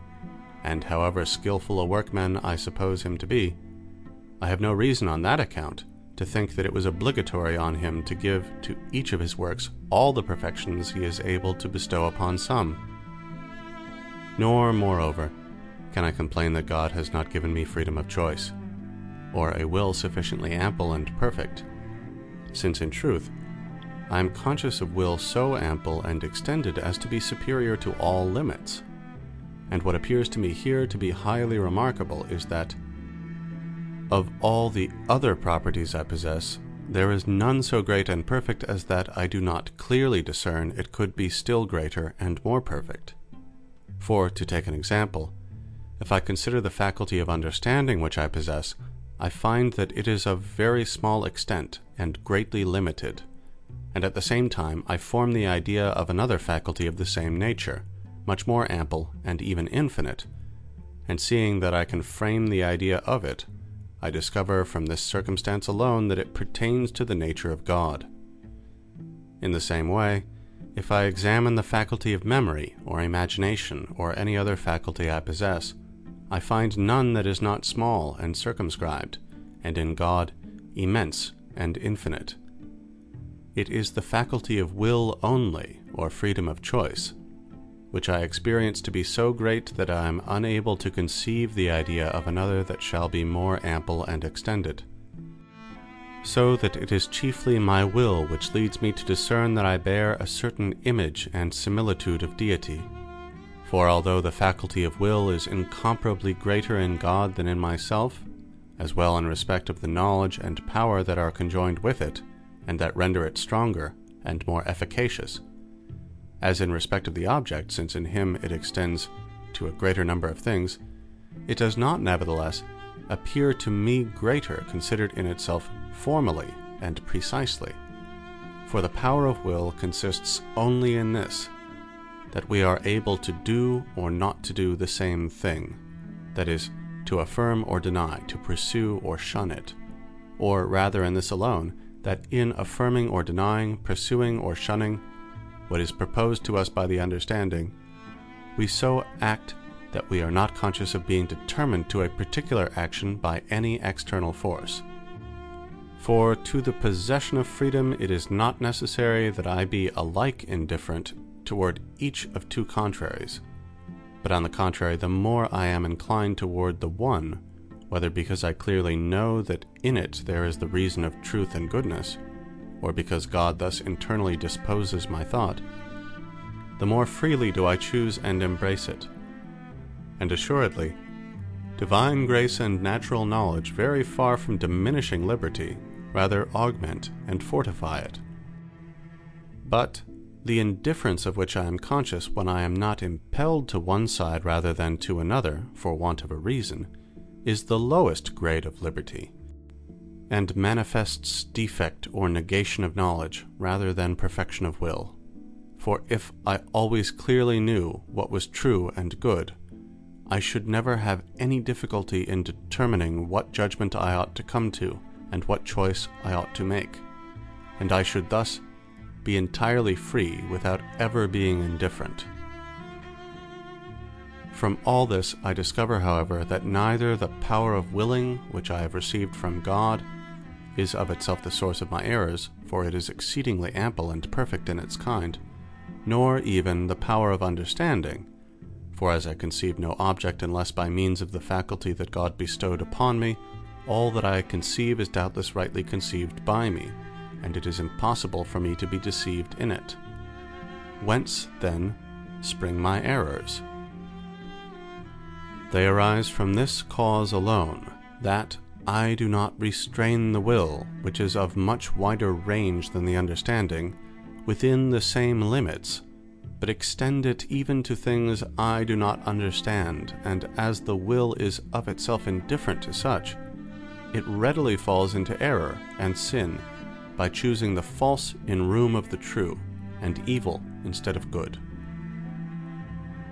For example,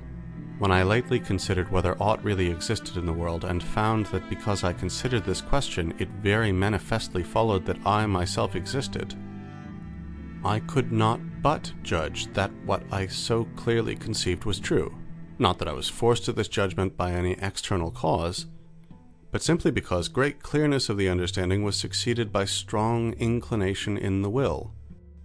And I believed this the more freely and spontaneously in proportion as I was less indifferent with respect to it.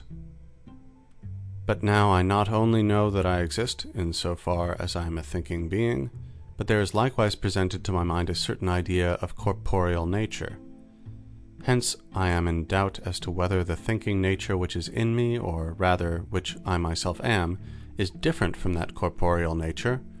or whether both are merely one and the same thing. And I here suppose that I am as yet ignorant of any reason that would determine me to adopt the one belief in preference to the other, whence it happens that it is a matter of perfect indifference to me which of the two suppositions I affirm or deny, or whether I form any judgment at all in the matter. This indifference, moreover, extends not only to things of which the understanding has no knowledge at all, but in general also to all those which it does not discover with perfect clearness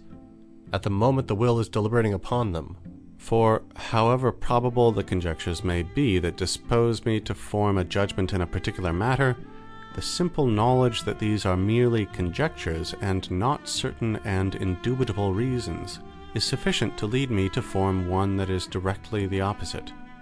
Of this I lately had abundant experience, when I laid aside as false all that I had before held for true, on the single ground that I could in some degree doubt of it.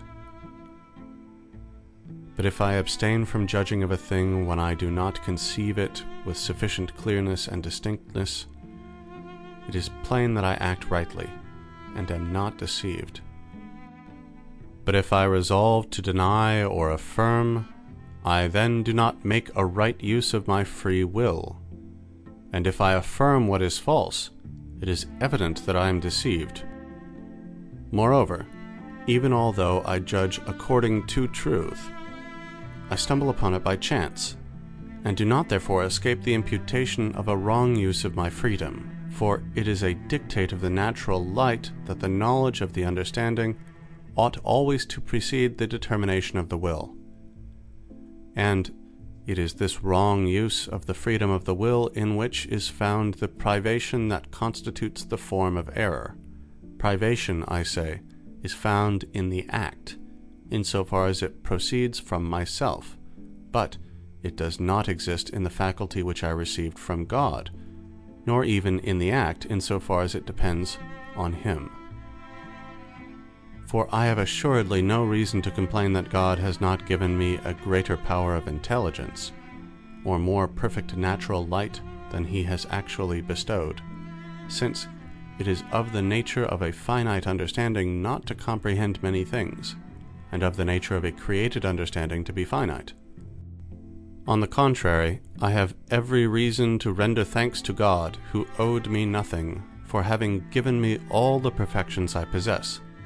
and I should be far from thinking that He has unjustly deprived me of or kept back the other perfections which He has not bestowed upon me.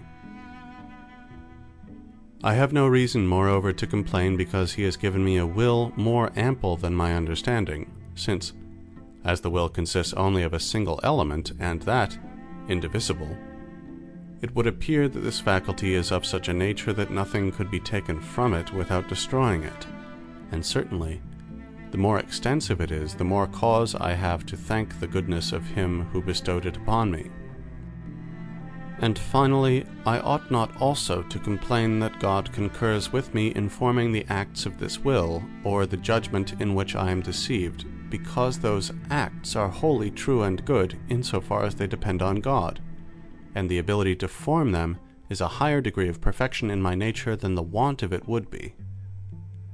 In regard to privation, in which alone consists the formal reason of error and sin, this does not require the concurrence of deity, because it is not a thing or existence, and if it be referred to God as to its cause, it ought not to be called privation, but negation, according to the signification of these words in the schools. For in truth, it is no imperfection in deity that he has accorded to me the power of giving or withholding my assent from certain things of which he has not put a clear and distinct knowledge in my understanding. But it is doubtless an imperfection in me that I do not use my freedom aright, and readily give my judgment on matters which I only obscurely and confusedly conceive. I perceive nevertheless that it was easy for deity so to have constituted me as that I should never be deceived, although I still remained free and possessed of a limited knowledge, namely, by implanting in my understanding a clear and distinct knowledge of all the objects respecting which I should ever have to deliberate, or simply by so deeply engraving on my memory the resolution to judge of nothing without previously possessing a clear and distinct conception of it, that I should never forget it. And I easily understand that, in so far as I consider myself as a single whole, without reference to any other being in the universe, I should have been much more perfect than I now am, had deity created me superior to error. But I cannot therefore deny that it is not somehow a greater perfection in the universe, that certain parts of it are not exempt from defect, as others are, than if they were all perfectly alike. And I have no right to complain because God, who placed me in the world, was not willing that I should sustain that character which of all others is the chief and most perfect. I have even good reason to remain satisfied on the ground that, if he has not given me the perfection of being superior to error by the first means I have pointed out above, which depends on a clear and evident knowledge of all the matters regarding which I can deliberate, he has at least left in my power the other means, which is firmly to retain the resolution never to judge where the truth is not clearly known to me. For, although I am conscious of the weakness of not being able to keep my mind continually fixed on the same thought, I can nevertheless, by attentive and oft-repeated meditation, impress it so strongly on my memory that I shall never fail to recollect it as often as I require it, and can acquire in this way the habitude of not erring. And since it is in being superior to error that the highest and chief perfection of man consists, I deem that I have not gained little by this day's meditation, in having discovered the source of error and falsity. And certainly, this can be no other than what I have now explained, for as often as I so restrain my will within the limits of my knowledge, that it forms no judgment except regarding objects which are clearly and distinctly represented to it by the understanding, I can never be deceived, because every clear and distinct conception is doubtless something, and as such cannot owe its origin to nothing, but must of necessity have God for its author, God, I say, who as supremely perfect cannot without a contradiction be the cause of any error, and consequently it is necessary to conclude that every such conception or judgment is true. Nor have I merely learned today what I must avoid to escape error, but also what I must do to arrive at the knowledge of truth, for I will assuredly reach truth if I only fix my attention sufficiently on all the things I conceive perfectly, and separate these from others which I conceive more confusedly and obscurely. Fifth meditation. Of the essence of material things, and, again, of God that He exists. Several other questions remain for consideration respecting the attributes of God and my own nature or mind. I will, however, on some other occasion perhaps, resume the investigation of these. Meanwhile, as I have discovered what must be done, and what avoided, to arrive at the knowledge of truth, what I have chiefly to do is to essay to emerge from the state of doubt in which I have for some time been, and to discover whether anything can be known with certainty regarding material objects. But before considering whether such objects as I conceive exist without me, I must examine their ideas insofar as these are to be found in my consciousness, and discover which of them are distinct and which confused.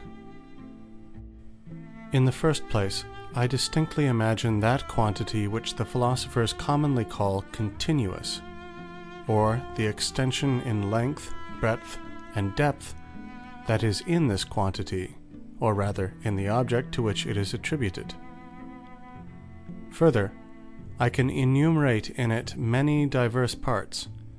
and attribute to each of these all sorts of sizes, figures, situations, and local motions. And in fine, I can assign to each of these motions all degrees of duration.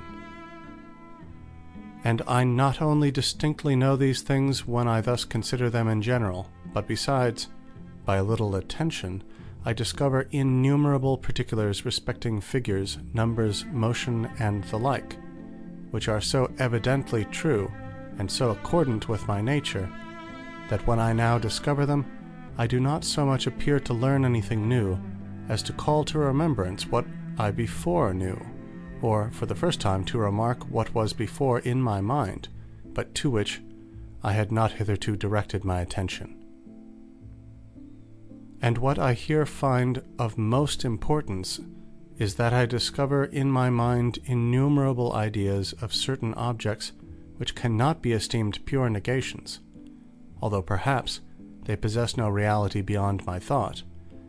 and which are not framed by me, though it may be in my power to think,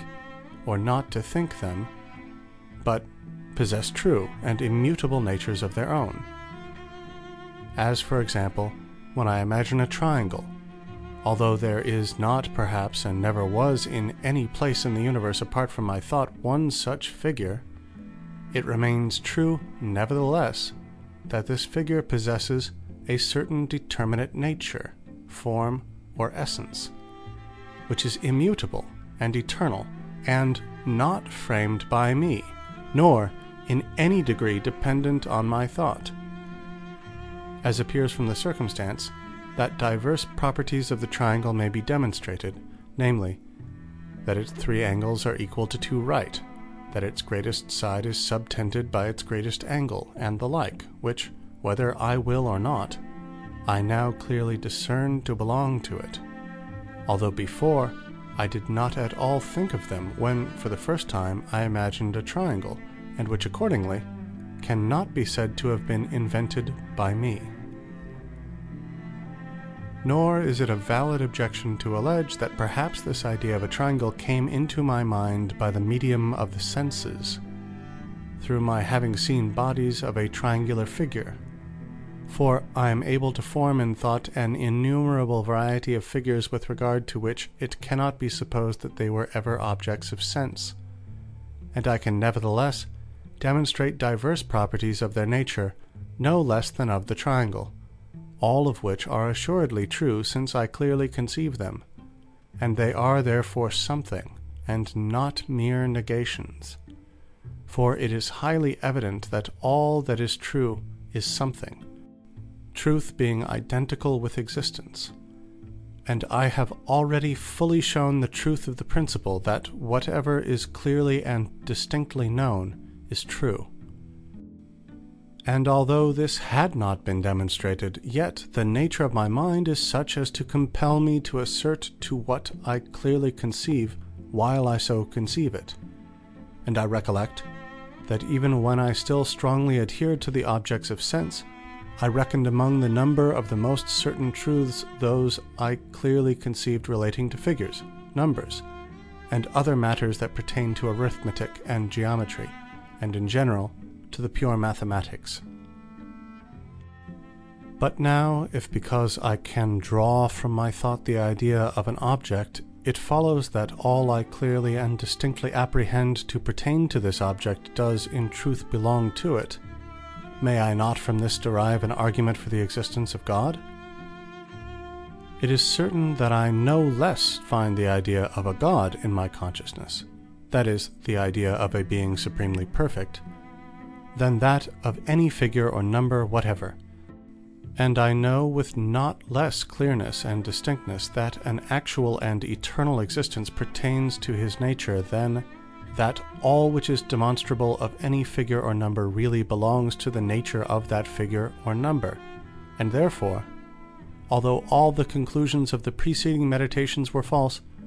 the existence of God would pass with me for a truth at least as certain as I ever judged any truth of mathematics to be. Indeed, such a doctrine may at first sight appear to contain more sophistry than truth, for, as I have been accustomed in every other matter to distinguish between existence and essence, I easily believe that the existence can be separated from the essence of God, and that thus God may be conceived as not actually existing. But, nevertheless, when I think of it more attentively, it appears that the existence can no more be separated from the essence of God than the idea of a mountain from that of a valley, or the equality of its 3 angles to 2 right angles from the essence of a rectilinear triangle, so that it is not less impossible to conceive a God, that is, a being supremely perfect to whom existence is a wanting, or who is devoid of a certain perfection, than to conceive a mountain without a valley. But though in truth I cannot conceive a God unless as existing, any more than I can a mountain without a valley, yet, just as it does not follow that there is any mountain in the world merely because I conceive a mountain with a valley, so likewise, though I conceive God as existing, it does not seem to follow on that account that God exists. For my thought imposes no necessity on things, and as I may imagine a winged horse, though there be none such, so I could perhaps attribute existence to God, though no God existed. But the cases are not analogous, and a fallacy lurks under the semblance of this objection. For because I cannot conceive a mountain without a valley, it does not follow that there is any mountain or valley in existence, but simply that the mountain or valley, whether they do or do not exist, are inseparable from each other. Whereas, on the other hand, because I cannot conceive God unless as existing, it follows that existence is inseparable from him, and therefore that he really exists. Not that this is brought about by my thought, or that it imposes any necessity on things, but, on the contrary, the necessity which lies in the thing itself, that is, the necessity of the existence of God, determines me to think in this way. For it is not in my power to conceive a God without existence, that is, a being supremely perfect, and yet devoid of an absolute perfection, as I am free to imagine a horse with or without wings. Nor must it be alleged here as an objection that it is in truth necessary to admit that God exists after having supposed him to possess all perfections, since existence is one of them, but that my original supposition was not necessary, just as it is not necessary to think that all quadrilateral figures can be inscribed in the circle, since, if I supposed this, I should be constrained to admit that the rhombus, being a figure of 4 sides, can be therein inscribed, which, however, is manifestly false. This objection is, I say, incompetent, for although it may not be necessary that I shall at any time entertain the notion of deity, yet each time I happen to think of a first and sovereign being, and to draw, so to speak, the idea of him from the storehouse of the mind, I am necessitated to attribute to him all kinds of perfections, though I may not then enumerate them all, nor think of each of them in particular. And this necessity is sufficient, as soon as I discover that existence is a perfection, to cause me to infer the existence of this first and sovereign being, just as it is not necessary that I should ever imagine any triangle, but whenever I am desirous of considering a rectilinear figure composed of only 3 angles, it is absolutely necessary to attribute those properties to it from which it is correctly inferred that its 3 angles are not greater than 2 right angles, although perhaps I may not then advert to this relation in particular. But when I consider what figures are capable of being inscribed in the circle, it is by no means necessary to hold that all quadrilateral figures are of this number. On the contrary, I cannot even imagine such to be the case, so long as I shall be unwilling to accept in thought aught that I do not clearly and distinctly conceive, and consequently there is a vast difference between false suppositions, as is the one in question, and the true ideas that were born with me, the first and chief of which is the idea of God. For indeed, I discern on many grounds that this idea is not factitious, depending simply on my thought, but that it is the representation of a true and immutable nature. In the first place, because I can conceive of no other being except God, to whose essence existence necessarily pertains. In the second, because it is impossible to conceive 2 or more gods of this kind, and, it being supposed that one such God exists, I clearly see that he must have existed from all eternity, and will exist to all eternity. And finally, because I apprehend many other properties in God, none of which I can either diminish or change. But indeed, whatever mode of probation I in the end adopt, it always returns to this, that it is only the things I clearly and distinctly conceive which have the power of completely persuading me. And although, of the objects I conceive in this manner, some indeed are obvious to everyone, while others are only discovered after close and careful investigation, nevertheless, after they are once discovered, the latter are not esteemed less certain than the former. Thus, for example, to take the case of a right-angled triangle, although it is not so manifest at first that the square of the base is equal to the squares of the other 2 sides, as that the base is opposite to the greatest angle, nevertheless, after it is once apprehended, we are as firmly persuaded of the truth of the former as of the latter. And, with respect to God, if I were not preoccupied by prejudices, and my thought beset on all sides by the continual presence of the images of sensible objects, I should know nothing sooner or more easily than the fact of his being. For is there any truth more clear than the existence of a supreme being, or of God, seeing it is to his essence alone that necessary and eternal existence pertains? And although the right conception of this truth has cost me much close thinking, nevertheless, at present, I feel not only as assured of it as of what I deem most certain,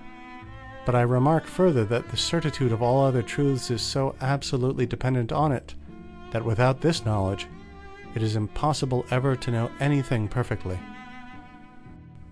For although I am of such a nature as to be unable, while I possess a very clear and distinct apprehension of a matter, to resist the conviction of its truth, yet, because my constitution is also such as to incapacitate me from keeping my mind continually fixed on the same object, and, as I frequently recollect a past judgment without at the same time being able to recall the grounds of it, it may happen meanwhile that other reasons are presented to me which would readily cause me to change my opinion, if I did not know that God existed, and thus I should possess no true and certain knowledge, but merely vague and vacillating opinions. Thus, for example, when I consider the nature of the rectilinear triangle, it most clearly appears to me, who have been instructed in the principles of geometry, that its 3 angles are equal to 2 right angles, and I find it impossible to believe otherwise, while I apply my mind to the demonstration. But as soon as I cease from attending to the process of proof, although I still remember that I had a clear comprehension of it, yet I may readily come to doubt of the truth demonstrated, if I do not know that there is a God. For I may persuade myself that I have been so constituted by nature as to be sometimes deceived, even in matters which I think I apprehend with the greatest evidence and certitude, especially when I recollect that I frequently considered many things to be true and certain, which other reasons afterward constrained me to reckon as wholly false. But after I have discovered that God exists, seeing I also at the same time observed that all things depend on him, and that he is no deceiver, and thence inferred that all which I clearly and distinctly perceive is of necessity true, although I no longer attend to the grounds of a judgment, no opposite reason can be alleged sufficient to lead me to doubt of its truth, provided only I remember that I once possessed a clear and distinct comprehension of it. My knowledge of it thus becomes true and certain, and this same knowledge extends likewise to whatever I remember to have formerly demonstrated, as the truths of geometry and the like. For what can be alleged against them to lead me to doubt of them? Will it be that my nature is such that I may be frequently deceived? But I already know that I cannot be deceived in judgments of the ground of which I possess a clear knowledge. Will it be that I formerly deemed things to be true and certain which I afterward discovered to be false? But I had no clear and distinct knowledge of any of those things, and being as yet ignorant of the rule by which I am assured of the truth of a judgment, I was led to give my assent to them on grounds which I afterward discovered were less strong than at the time I imagined them to be. What further objection then is there? Will it be said that perhaps I am dreaming, an objection I lately myself raised, or that all the thoughts of which I am now conscious have no more truth than the reveries of my dreams? But although in truth I should be dreaming, the rule still holds that all which is clearly presented to my intellect is indisputably true. And thus I very clearly see that the certitude and truth of all science depends on the knowledge alone of the true God, insomuch that, before I knew him, I could have no perfect knowledge of any other thing. And now that I know him, I possess the means of acquiring a perfect knowledge respecting innumerable matters, as well relative to God himself and other intellectual objects as to corporeal nature, in so far as it is the object of pure mathematics, which do not consider whether it exists or not. Sixth meditation. Of the existence of material things, and of the real distinction between the mind and body of man. There now only remains the inquiry as to whether material things exist. With regard to this question, I at least know with certainty that such things may exist, in as far as they constitute the object of the pure mathematics, since, regarding them in this aspect, I can conceive them clearly and distinctly. For there can be no doubt that God possesses the power of producing all the objects I am able distinctly to conceive, and I never considered anything impossible to him, unless when I experienced a contradiction in the attempt to conceive it aright. Further, the faculty of imagination which I possess, and of which I am conscious that I make use when I apply myself to the consideration of material things, is sufficient to persuade me of their existence. For, when I attentively consider what imagination is, I find that it is simply a certain application of the cognitive faculty to a body which is immediately present to it, and which, therefore, exists. And to render this quite clear, I remark in the first place the difference that subsists between imagination and pure intellection, or conception. For example, when I imagine a triangle, I not only conceive that it is a figure comprehended by 3 lines, but at the same time also I look upon these 3 lines as present by the power and internal application of my mind, and this is what I call imagining. But if I desire to think of a chiliagon, I indeed rightly conceive that it is a figure composed of 1,000 sides, as easily as I conceive that a triangle is a figure composed of only 3 sides. But I cannot imagine the 1,000 sides of a chiliagon as I do the 3 sides of a triangle, nor, so to speak, view them as present with the eyes of my mind. And although, in accordance with the habit I have of always imagining something when I think of corporeal things, it may happen that in conceiving a chiliagon I confusedly represent some figure to myself, yet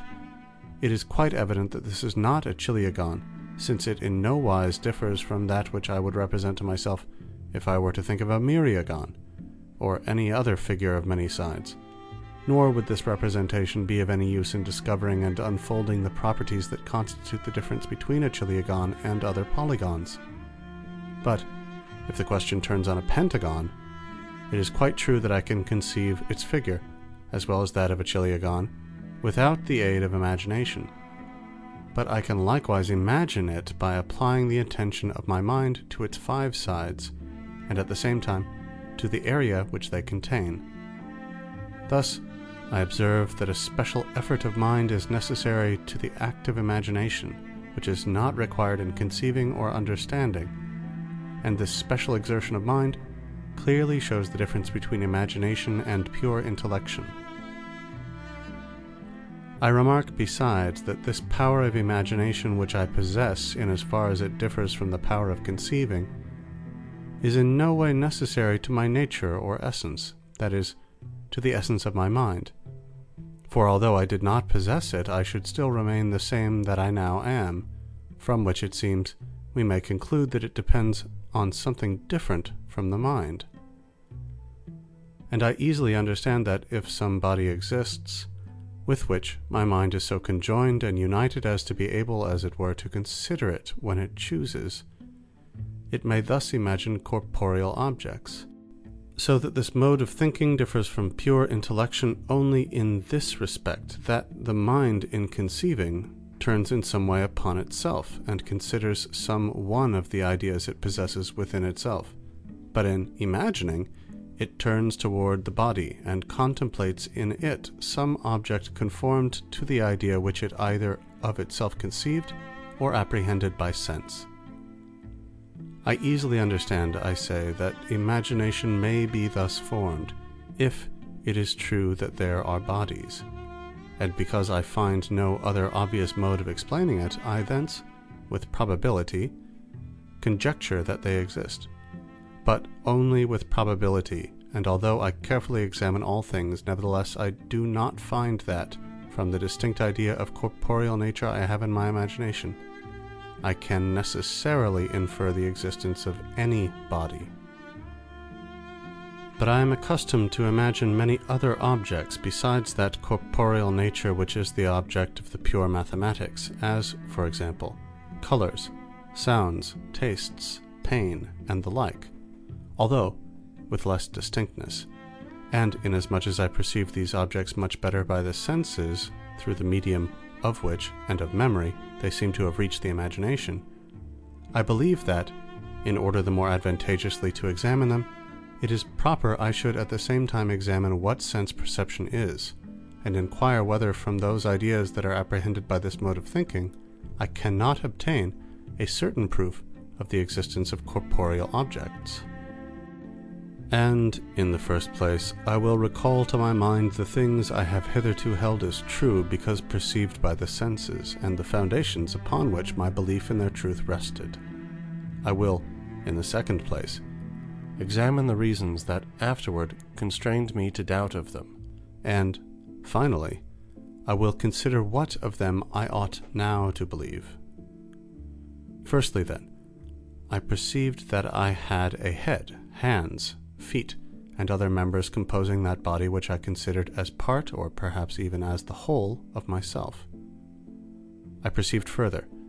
that that body was placed among many others, by which it was capable of being affected in diverse ways, both beneficial and hurtful. And what was beneficial I remarked by a certain sensation of pleasure, and what was hurtful by a sensation of pain. And besides this pleasure and pain, I was likewise conscious of hunger, thirst, and other appetites, as well as certain corporeal inclinations towards joy, sadness, anger, and similar passions. And out of myself, besides the extension, figure, and motions of bodies,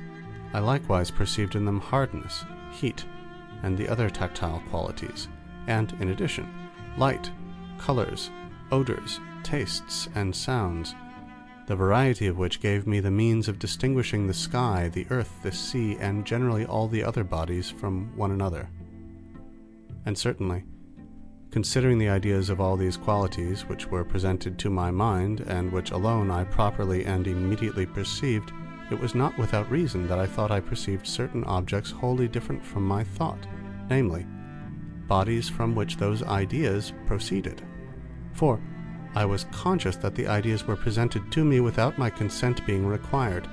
so that I could not perceive any object, however desirous I might be, unless it were presented to the organ of sense. And it was wholly out of my power not to perceive it when it was thus present. And because the ideas I perceived by the senses were much more lively and clear, and even, in their own way, more distinct than any of those I could of myself frame by meditation, or which I found impressed on my memory, it seemed that they could not have proceeded from myself, and must therefore have been caused in me by some other objects.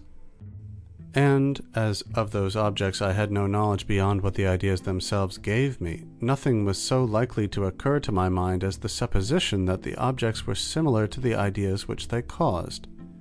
And because I recollected also that I had formerly trusted to the senses rather than to reason, and that the ideas which I myself formed were not so clear as those I perceived by sense, and that they were, even for the most part, composed of parts of the latter, I was readily persuaded that I had no idea in my intellect which had not formerly passed through the senses. Nor was I altogether wrong in likewise believing that that body which, by a special right, I called my own, pertained to me more properly and strictly than any of the others. For in truth, I could never be separated from it as from other bodies. I felt in it, and on account of it, all my appetites and affections, and in fine, I was affected in its parts by pain and the titillation of pleasure, and not in the parts of the other bodies that were separated from it. But when I inquired into the reason why, from this I know not what sensation of pain, sadness of mind should follow, and why from the sensation of pleasure joy should arise, or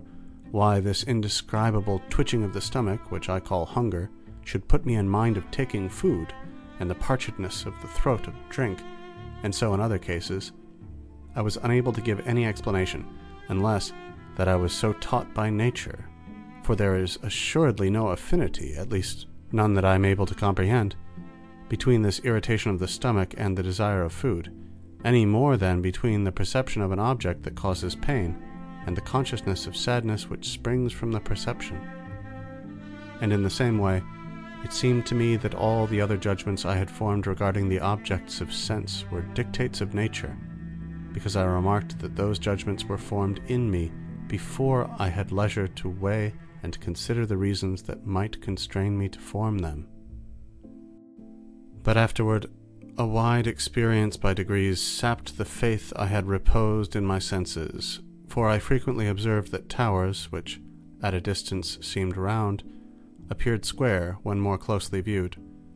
and that colossal figures raised on the summits of these towers looked like small statues when viewed from the bottom of them. And, in other instances without number, I also discovered error in judgments founded on the external senses, and not only in those founded on the external, but even in those that rested on the internal senses. For, is there aught more internal than pain? And yet, I have sometimes been informed by parties whose arm or leg had been amputated that they still occasionally seemed to feel pain in that part of the body which they had lost, a circumstance that led me to think that I could not be quite certain even that any one of my members was affected when I felt pain in it. And to these grounds of doubt, I shortly afterward also added two others of very wide generality. The first of them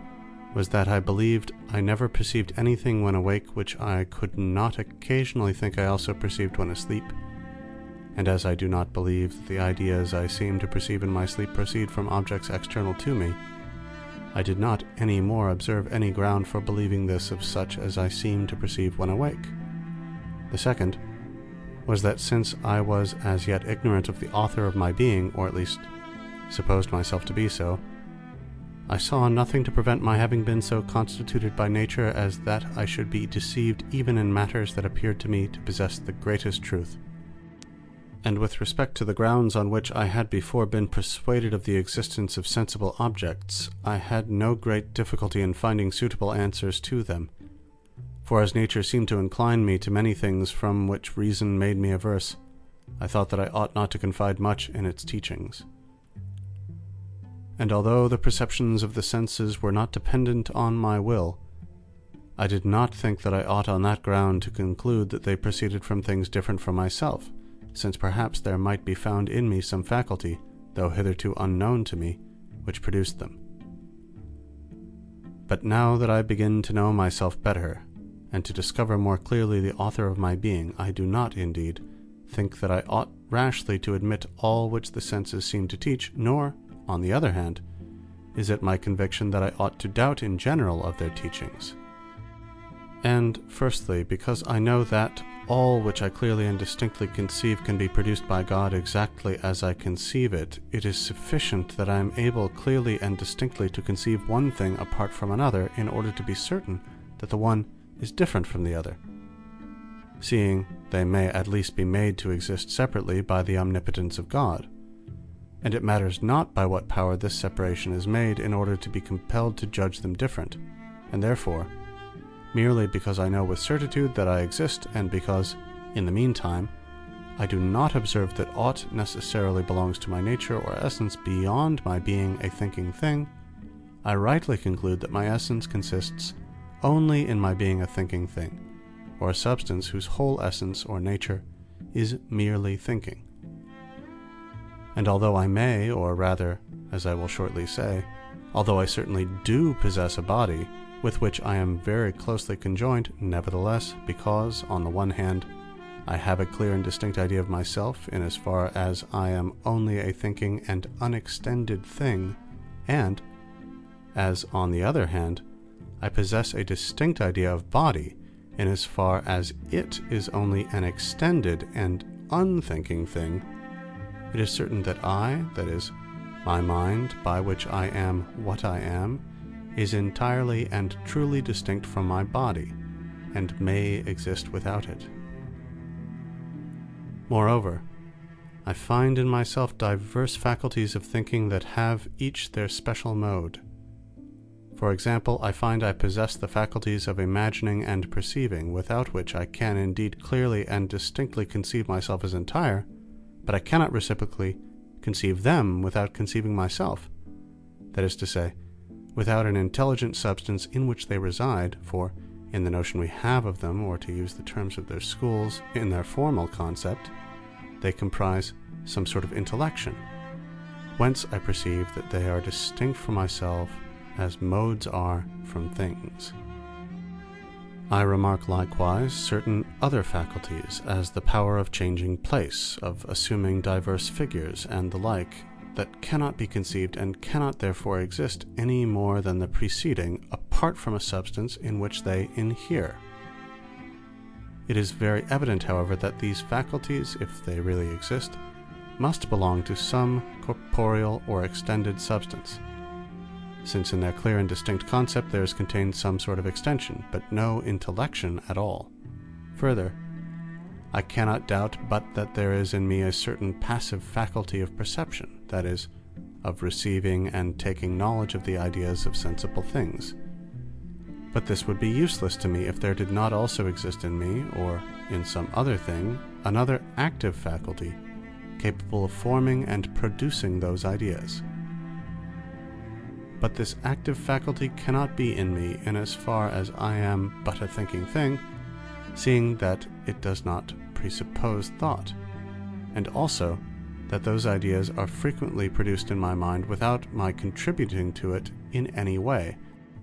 and even frequently contrary to my will. This faculty must therefore exist in some substance different from me, in which all the objective reality of the ideas that are produced by this faculty is contained formally or eminently, as I before remarked, and this substance is either a body, that is to say, a corporeal nature in which is contained formally and in effect all that is objectively and by representation in those ideas, or it is God himself, or some other creature of a rank superior to body, in which the same is contained eminently. But as God is no deceiver, it is manifest that he does not of himself and immediately communicate those ideas to me, nor even by the intervention of any creature in which their objective reality is not formally, but only eminently contained. For as he has given me no faculty whereby I can discover this to be the case, but, on the contrary, a very strong inclination to believe that those ideas arise from corporeal objects, I do not see how he could be vindicated from the charge of deceit if, in truth, they proceeded from any other source or were produced by other causes than corporeal things, and accordingly it must be concluded that corporeal objects exist. Nevertheless, they are not perhaps exactly such as we perceive by the senses, for their comprehension by the senses is, in many instances, very obscure and confused, but it is at least necessary to admit that all which I clearly and distinctly conceive as in them, that is, generally speaking, all that is comprehended in the object of speculative geometry, really exists external to me. But with respect to other things which are either only particular, as for example that the sun is of such size and figure, etc., or are conceived with less clearness and distinctness, as light, sound, pain, and the like, although they are highly dubious and uncertain, nevertheless, on the ground alone that God is no deceiver, and that consequently he has permitted no falsity in my opinions, which he has not likewise given me a faculty of correcting, I think I may with safety conclude that I possess in myself the means of arriving at the truth. And in the first place, it cannot be doubted that in each of the dictates of nature there is some truth, for, by nature considered in general, I now understand nothing more than God himself, or the order and disposition established by God in created things. And by my nature in particular I understand the assemblage of all that God has given me. But there is nothing which that nature teaches me more expressly or more sensibly than that I have a body which is ill affected when I feel pain, and stands in need of food and drink when I experience the sensations of hunger and thirst, etc. And therefore I ought not to doubt but that there is some truth in these informations. Nature likewise teaches me by these sensations of pain, hunger, thirst, etc., that I am not only lodged in my body as a pilot in a vessel, but that I am besides so intimately conjoined and as it were intermixed with it, that my mind and body compose a certain unity. For if this were not the case, I should not feel pain when my body is hurt, seeing I am merely a thinking thing, but should perceive the wound by the understanding alone, just as a pilot perceives by sight when any part of his vessel is damaged. And when my body has need of food or drink, I should have a clear knowledge of this, and not be made aware of it by the confused sensations of hunger and thirst. For, in truth, all these sensations of hunger, thirst, pain, etc., are nothing more than certain confused modes of thinking, arising from the union and apparent fusion of mind and body. Besides this, nature teaches me that my own body is surrounded by many other bodies, some of which I have to seek after, and others to shun. And indeed, as I perceive different sorts of colors, sounds, odors, tastes, heat, hardness, etc., I safely conclude that there are in the bodies from which the diverse perceptions of the senses proceed certain varieties corresponding to them, although perhaps not in reality like them. And since, among these diverse perceptions of the senses, some are agreeable and others disagreeable, there can be no doubt that my body, or rather my entire self, in as far as I am composed of body and mind, may be variously affected, both beneficially and hurtfully, by surrounding bodies. But there are many other beliefs which, though seemingly the teaching of nature, are not in reality so, but, which obtained a place in my mind through a habit of judging inconsiderately of things. It may thus easily happen that such judgment shall contain error. Thus, for example, the opinion I have that all space in which there is nothing to affect or make an impression on my senses is void, that in a hot body there is something in every respect similar to the idea of heat in my mind, that in a white or green body there is the same whiteness or greenness which I perceive, that in a bitter or sweet body there is the same taste, and so in other instances, that the stars, towers, and all distant bodies are of the same size and figure as they appear to our eyes, etc. But that I may avoid everything like indistinctness of conception, I must accurately define what I properly understand by being taught by nature. For nature is here taken in a narrower sense than when it signifies the sum of the things which God has given me, seeing that, in that meaning, the notion comprehends much that belongs only to the mind, to which I am not here to be understood as referring when I use the term nature, as, for example, the notion I have of the truth, that what is done cannot be undone, and all the other truths I discern by the natural light without the aid of the body, and seeing that it comprehends likewise much besides that belongs only to body, and is not here any more contained under the name nature, as the quality of heaviness and the like, of which I do not speak, the term being reserved exclusively to designate the things which God has given to me as a being composed of mind and body. But nature, taking the term in the sense explained, teaches me to shun what causes in me the sensation of pain, and to pursue what affords me the sensation of pleasure, and other things of this sort. But I do not discover that it teaches me, in addition to this, from these diverse perceptions of the senses, to draw any conclusions respecting external objects without a previous, careful, and mature consideration of them by the mind. For it is, as appears to me, the office of the mind alone, and not of the composite whole of mind and body, to discern the truth in those matters. Thus, although the impression a star makes on my eye is not larger than that from the flame of a candle, I do not nevertheless experience any real or positive impulse determining me to believe that the star is not greater than the flame, the true account of the matter being merely that I have so judged from my youth without any rational ground. And though on approaching the fire I feel heat, and even pain on approaching it too closely, I have, however, from this no ground for holding that something resembling the heat I feel is in the fire, any more than that there is something similar to the pain. All that I have ground for believing is that there is something in it, whatever it may be, which excites in me those sensations of heat or pain. So also, although there are spaces in which I find nothing to excite and affect my senses, I must not therefore conclude that those spaces contain in them no body, for I see that in this, as in many other similar matters, I have been accustomed to pervert the order of nature, because these perceptions of the senses, although given me by nature merely to signify to my mind what things are beneficial and hurtful to the composite whole of which it is a part, and, being sufficiently clear and distinct for that purpose, are nevertheless used by me as infallible rules by which to determine immediately the essence of the bodies that exist out of me, of which they can of course afford me only the most obscure and confused knowledge. But I have already sufficiently considered how it happens that, notwithstanding the supreme goodness of God, there is falsity in my judgments. A difficulty, however, here presents itself respecting the things which I am taught by nature must be pursued or avoided,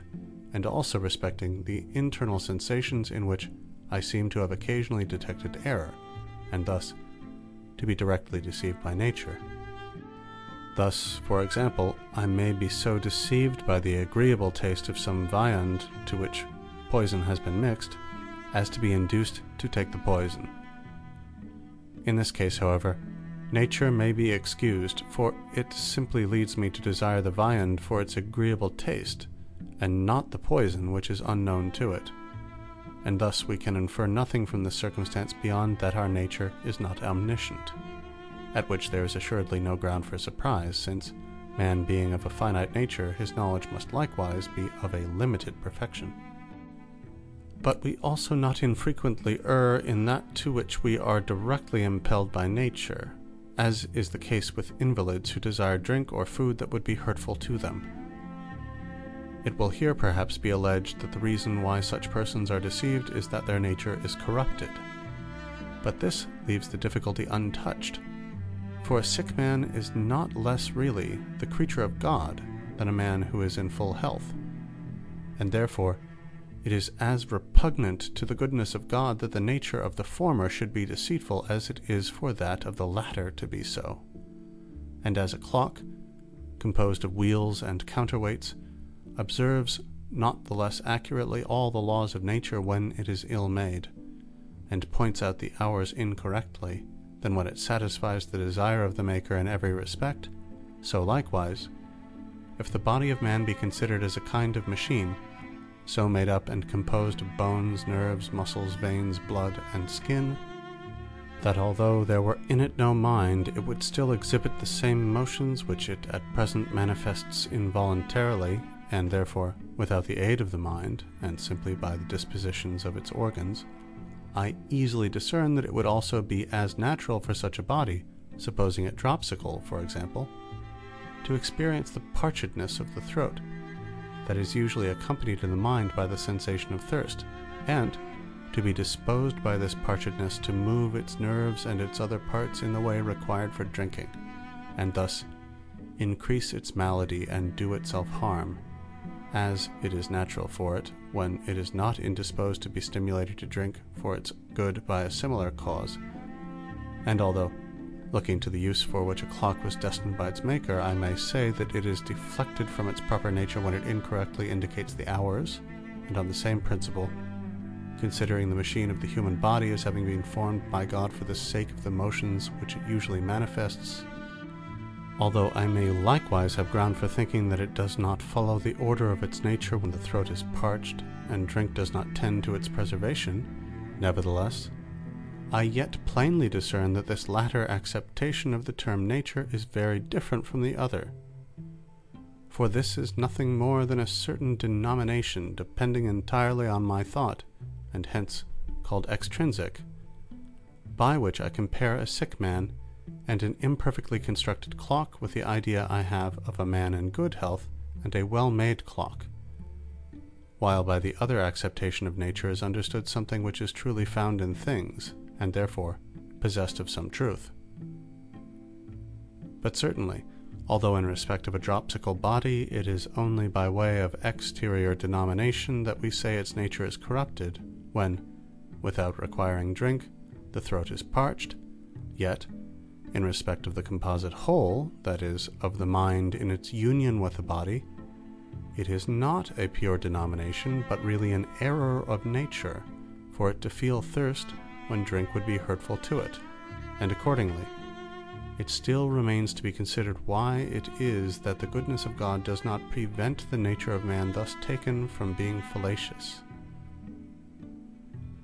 To commence this examination accordingly, I here remark in the first place that there is a vast difference between mind and body, in respect that body, from its nature, is always divisible, and that mind is entirely indivisible.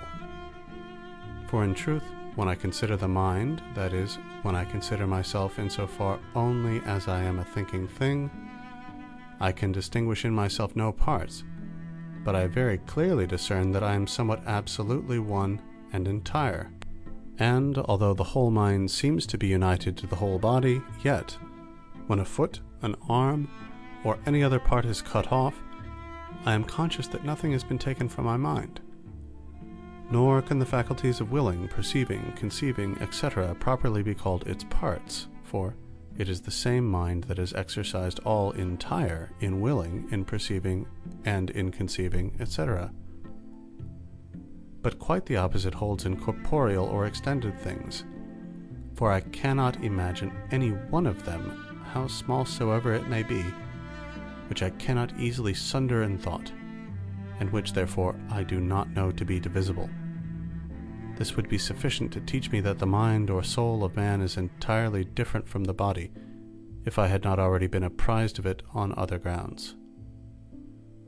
I remark in the next place, that the mind does not immediately receive the impression from all the parts of the body, but only from the brain, or perhaps even from one small part of it, namely, that in which the common sense, sensus communis, is said to be, which, as often as it is affected in the same way, gives rise to the same perception in the mind, although, meanwhile, the other parts of the body may be diversely disposed, as is proved by innumerable experiments, which it is unnecessary here to enumerate. I remark besides that the nature of body is such that none of its parts can be moved by another part a little removed from the other, which cannot likewise be moved in the same way by any one of the parts that lie between those two, although the most remote part does not act at all. As for example, in the chord A, B, C, D, which is in tension, if its last part D be pulled, the first part A will not be moved in a different way than it would be were one of the intermediate parts B or C to be pulled,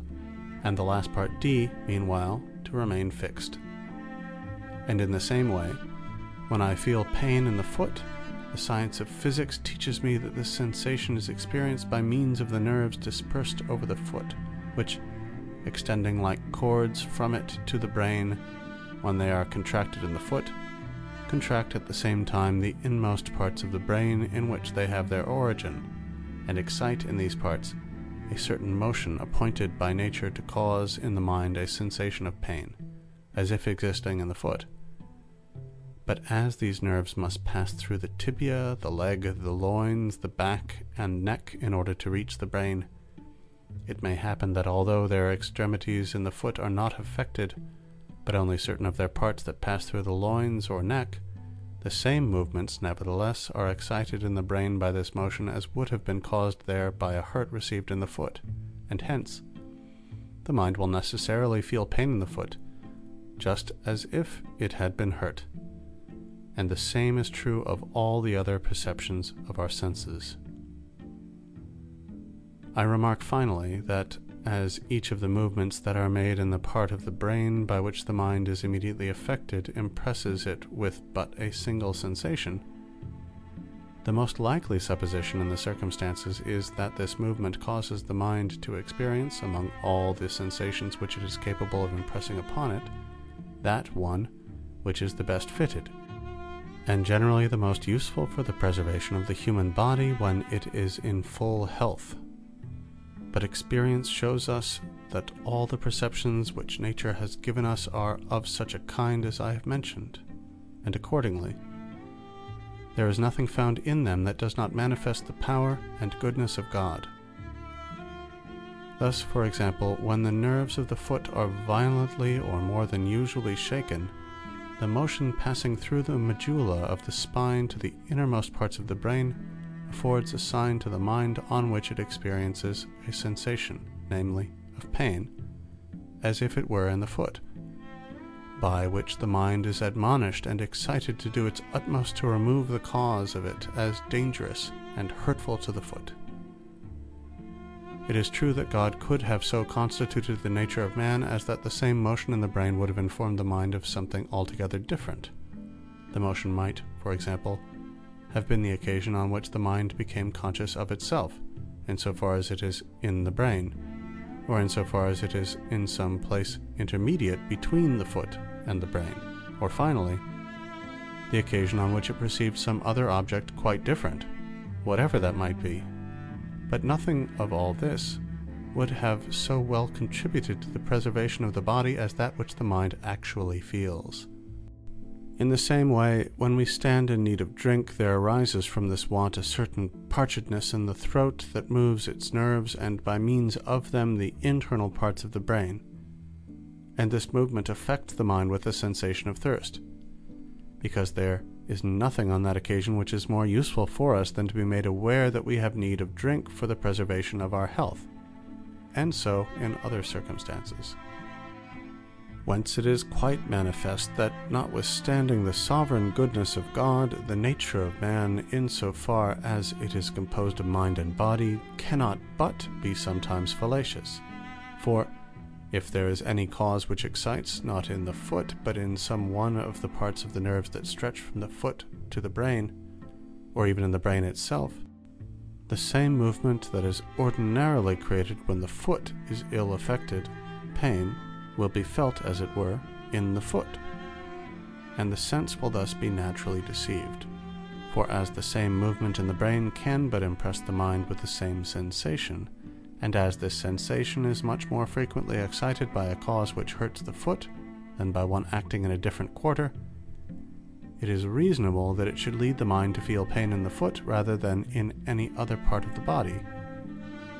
And if it sometimes happens that the parchedness of the throat does not arise, as is usual, from drink being necessary for the health of the body, but from quite the opposite cause, as is the case with the dropsicle, yet it is much better that it should be deceitful in that instance than if, on the contrary, it were continually fallacious when the body is well disposed. And the same holds true in other cases. And certainly this consideration is of great service,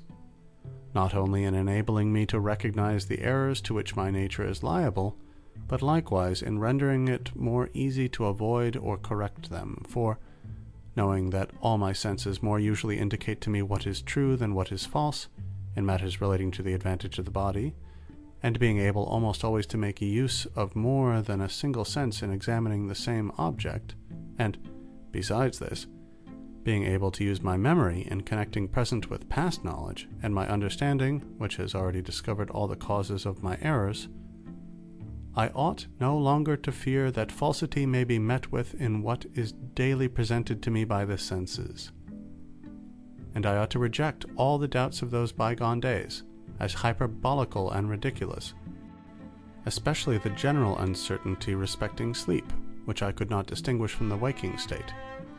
For I now find a very marked difference between the two states, in respect that our memory can never connect our dreams with each other and with the course of life, in the way it is in the habit of doing with events that occur when we are awake. And in truth, if someone, when I am awake, appeared to me all of a sudden, and as suddenly disappeared, as do the images I see in sleep, so that I could not observe either whence he came or whither he went, I should not without reason esteem it either a spectre or phantom formed in my brain rather than a real man. But when I perceive objects with regard to which I can distinctly determine both the place whence they come and that in which they are, and the time at which they appear to me, and when without interruption I can connect the perception I have of them with the whole of the other parts of my life, I am perfectly sure that what I thus perceive occurs while I am awake, and not during sleep. And I ought not in the least degree to doubt of the truth of these presentations, if, after having called together all my senses, my memory, and my understanding for the purpose of examining them, no deliverance is given by any one of these faculties which is repugnant to that of any other. For since God is no deceiver, it necessarily follows that I am not herein deceived. But because the necessities of action frequently oblige us to come to a determination before we have had leisure for so careful an examination, it must be confessed that the life of man is frequently obnoxious to error with respect to individual objects, and we must, in conclusion, acknowledge the weakness of our nature.